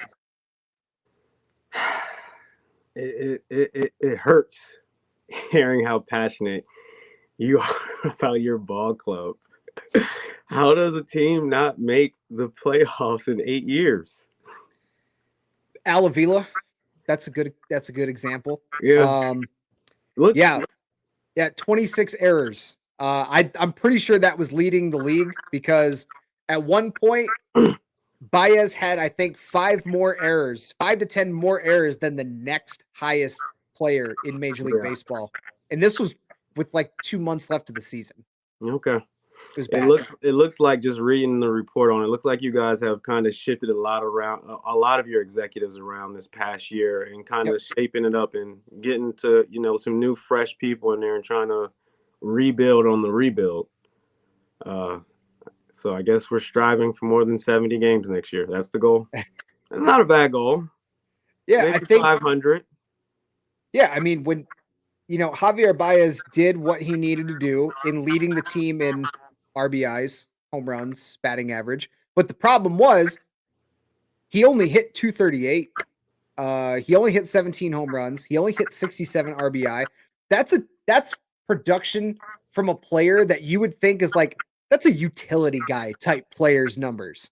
That's not a guy that you spent a boatload of money on. But that's kind of the Tigers haven't always been great. They had a span when Dave Dombrowski was calling the shots in the front office where they actually went out and they spent money. They got guys that made impacts, and he missed on a few signings and stuff too. But I think the thing with Al Avila is you ask why have they not made the playoffs in 8 years?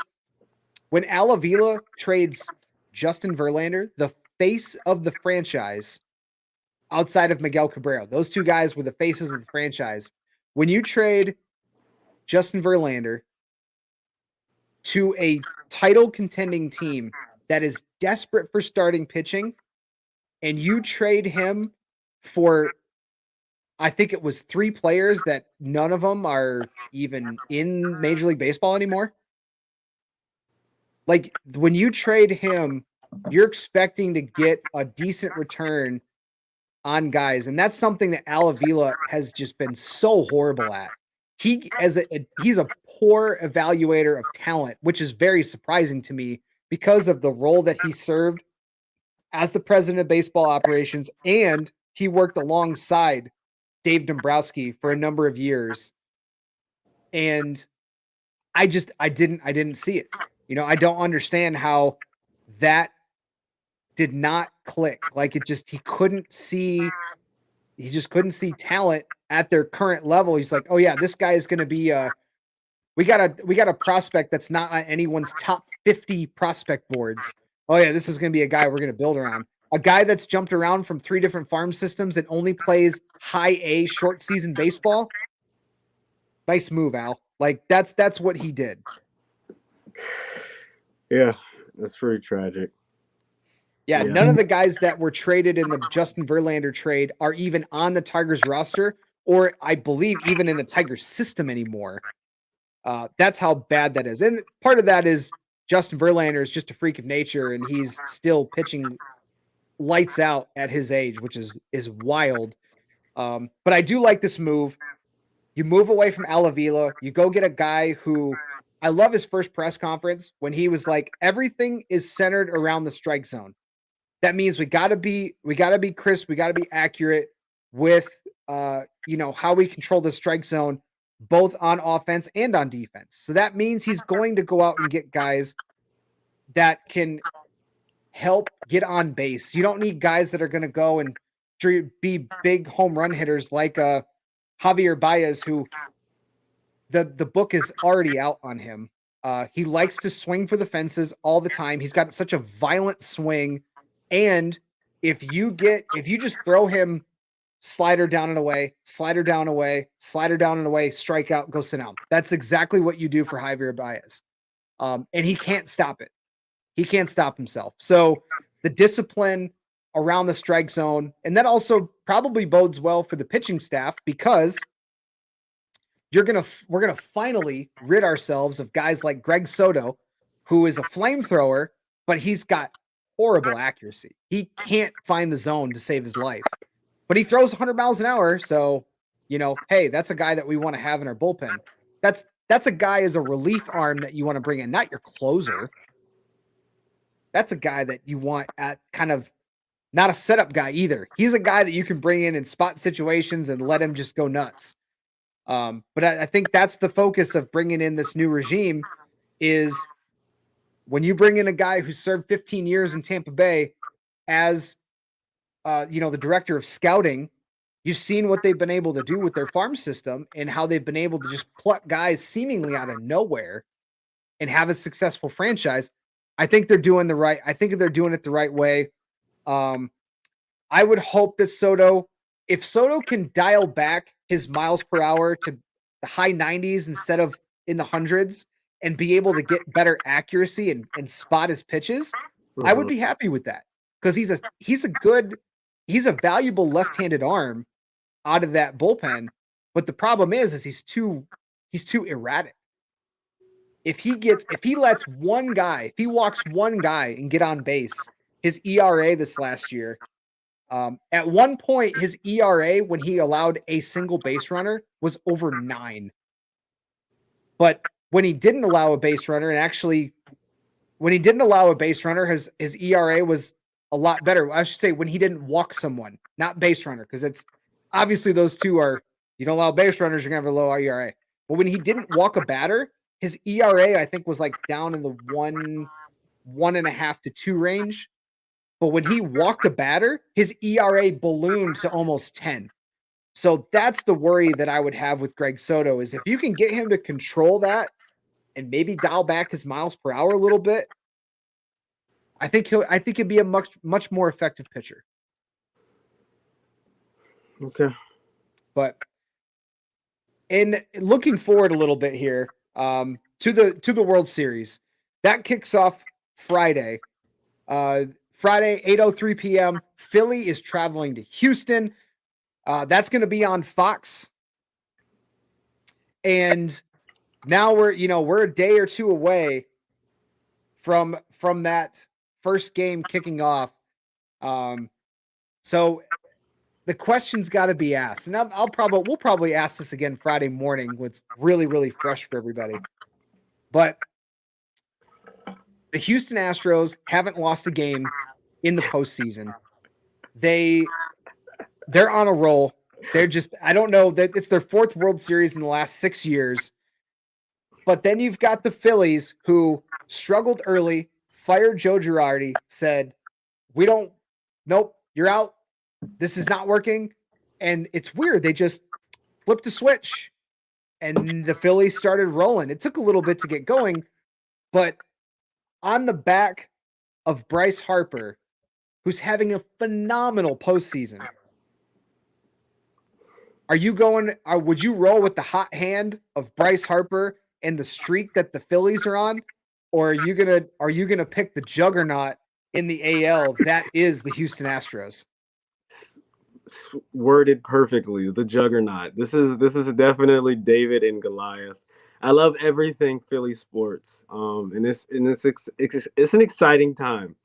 But I don't think the Phillies are in the same league as the Astros.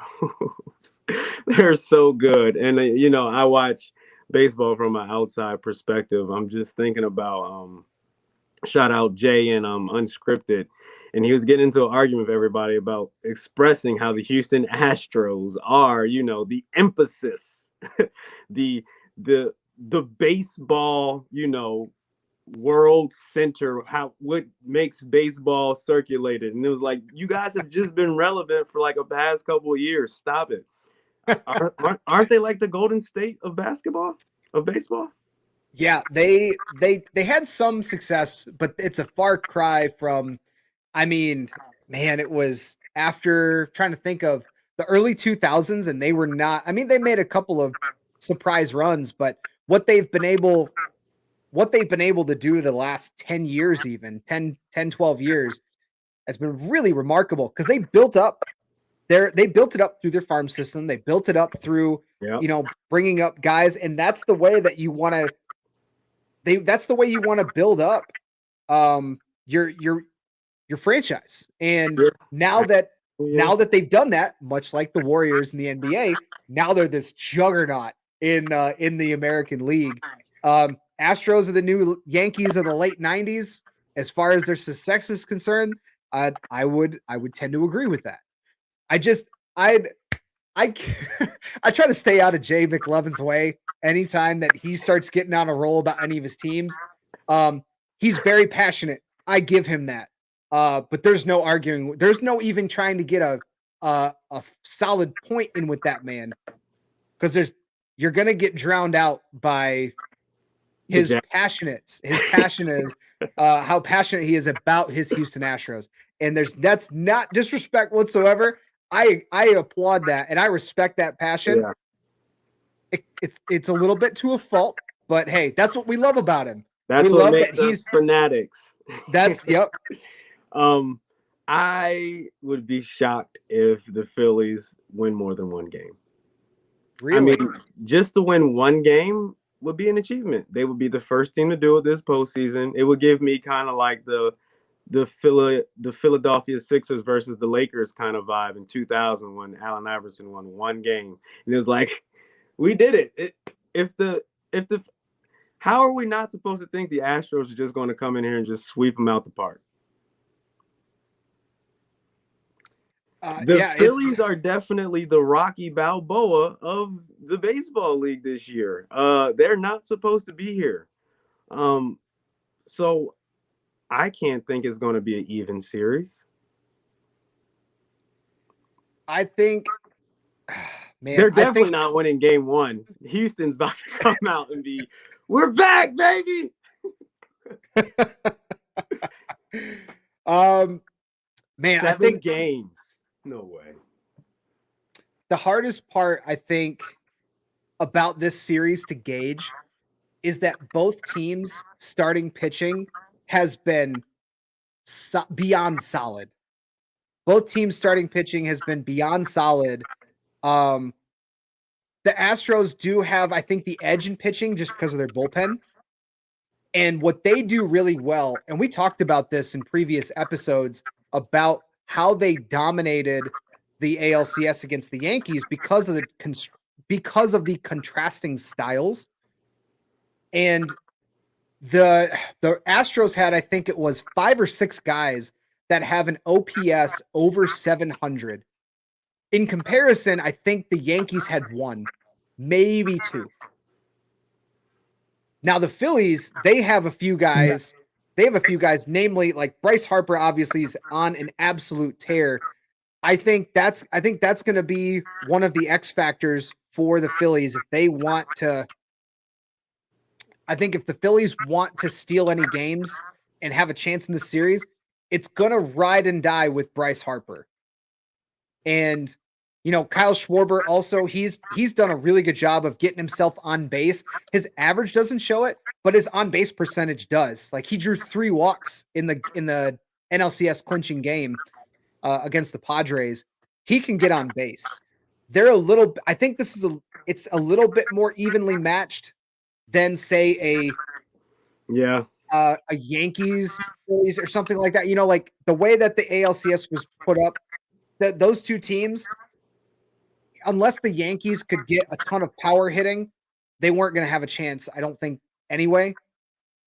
But I like these two teams are matched up much better than any of the Astros' opponents so far in this postseason. Yeah. I went straight to Vegas to look at all these lines, especially whoever said 7 games. I'm like, oh, let's see what that is. But Vegas has these teams right then and there. It's going to be, like you said, a great pitching series. The over-under for the scores of game 1 is 6. I guess this could be a battle.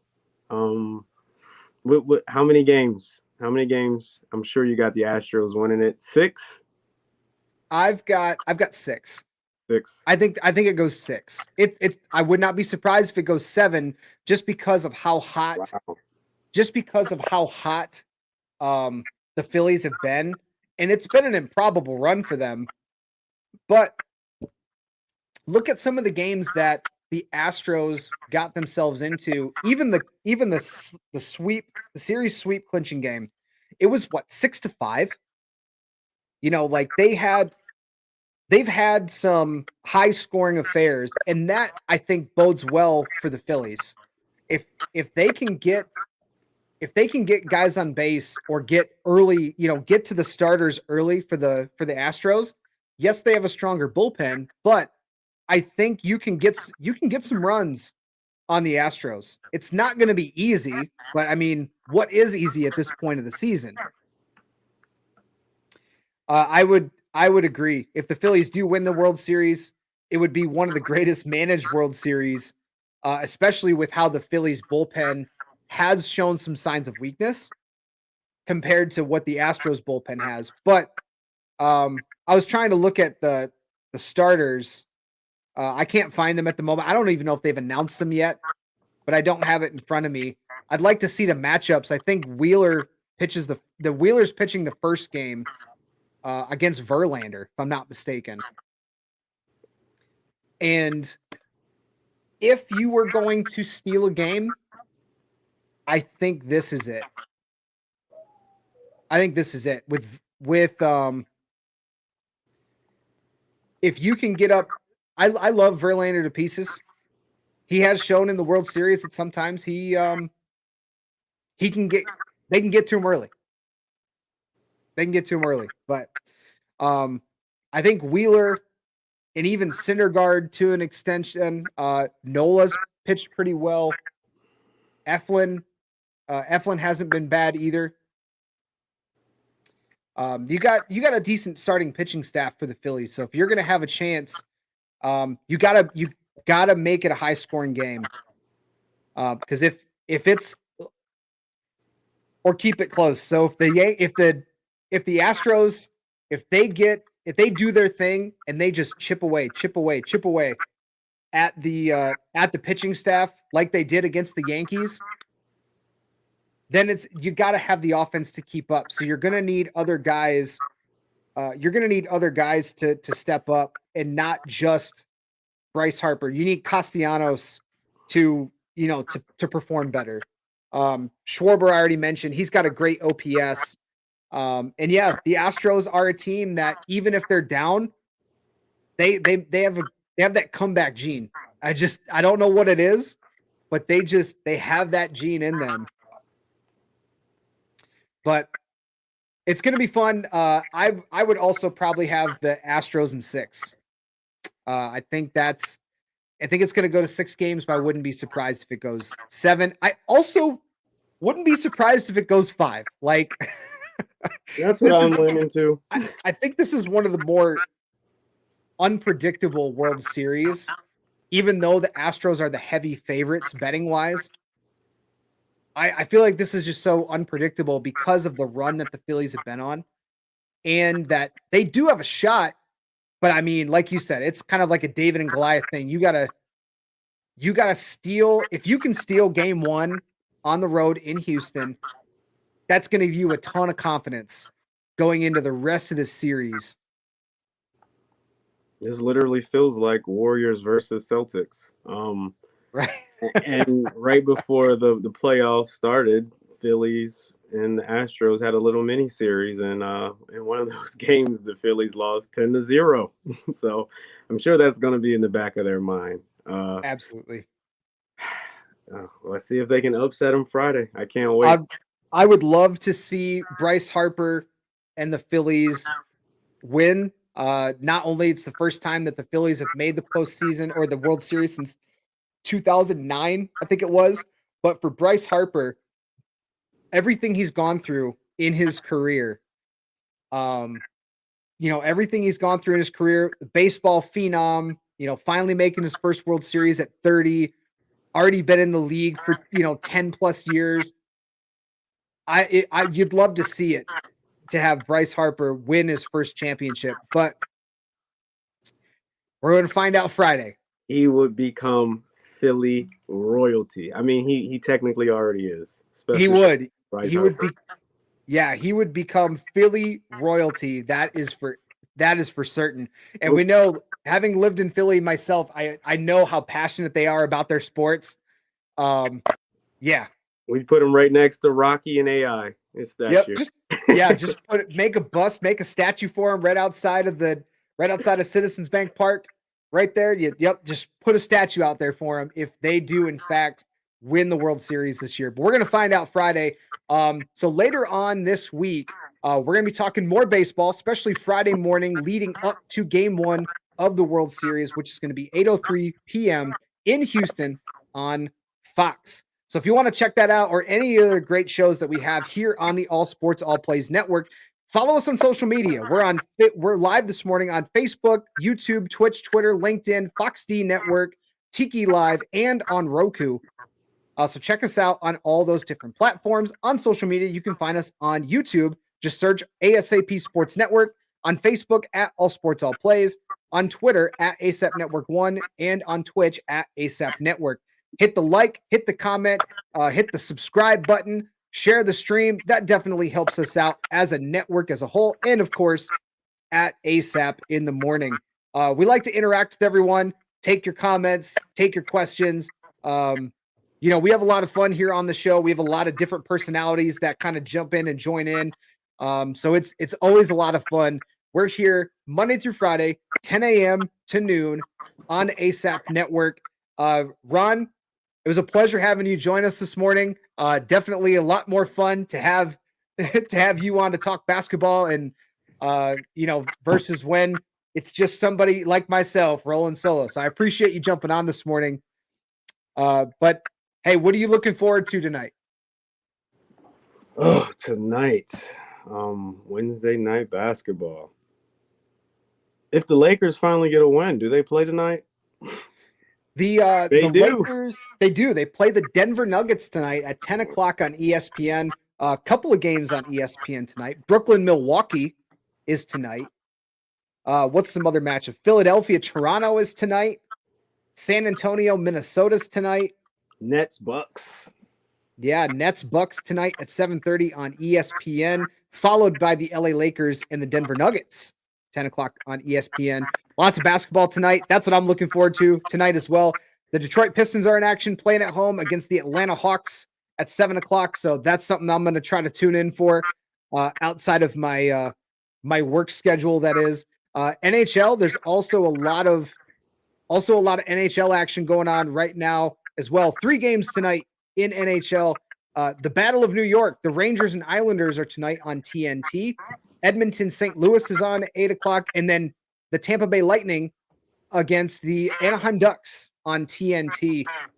Hockey's a scenario or a season that also kind of just got started. And, we don't talk a ton of hockey on the show, but we do like to talk about it anytime we get some passionate hockey fans joining ASAP in the morning. So throughout the season, we'll bring you some of that action and analysis as well. But Ron, thank you so much for joining this morning. Had a lot of fun. Appreciate you always jumping on. And for Ron, I am Craig Campbell. Have a great morning, everyone. Happy Wednesday. It's hump day. We'll see you tomorrow morning at 10 a.m. on ASAP in the morning. Peace out. All sports, all plays. All sports, all plays. All sports, all plays. 365, we're making a plays. You talking the game, get you through the days. We're high in the court, the dime in the lane. Variety, topics, living the same. All presentation, sports information. In the airways, taking the nation. All sport, all plays, like working your faces. Grace at the field, so tie the laces. All sports, all plays.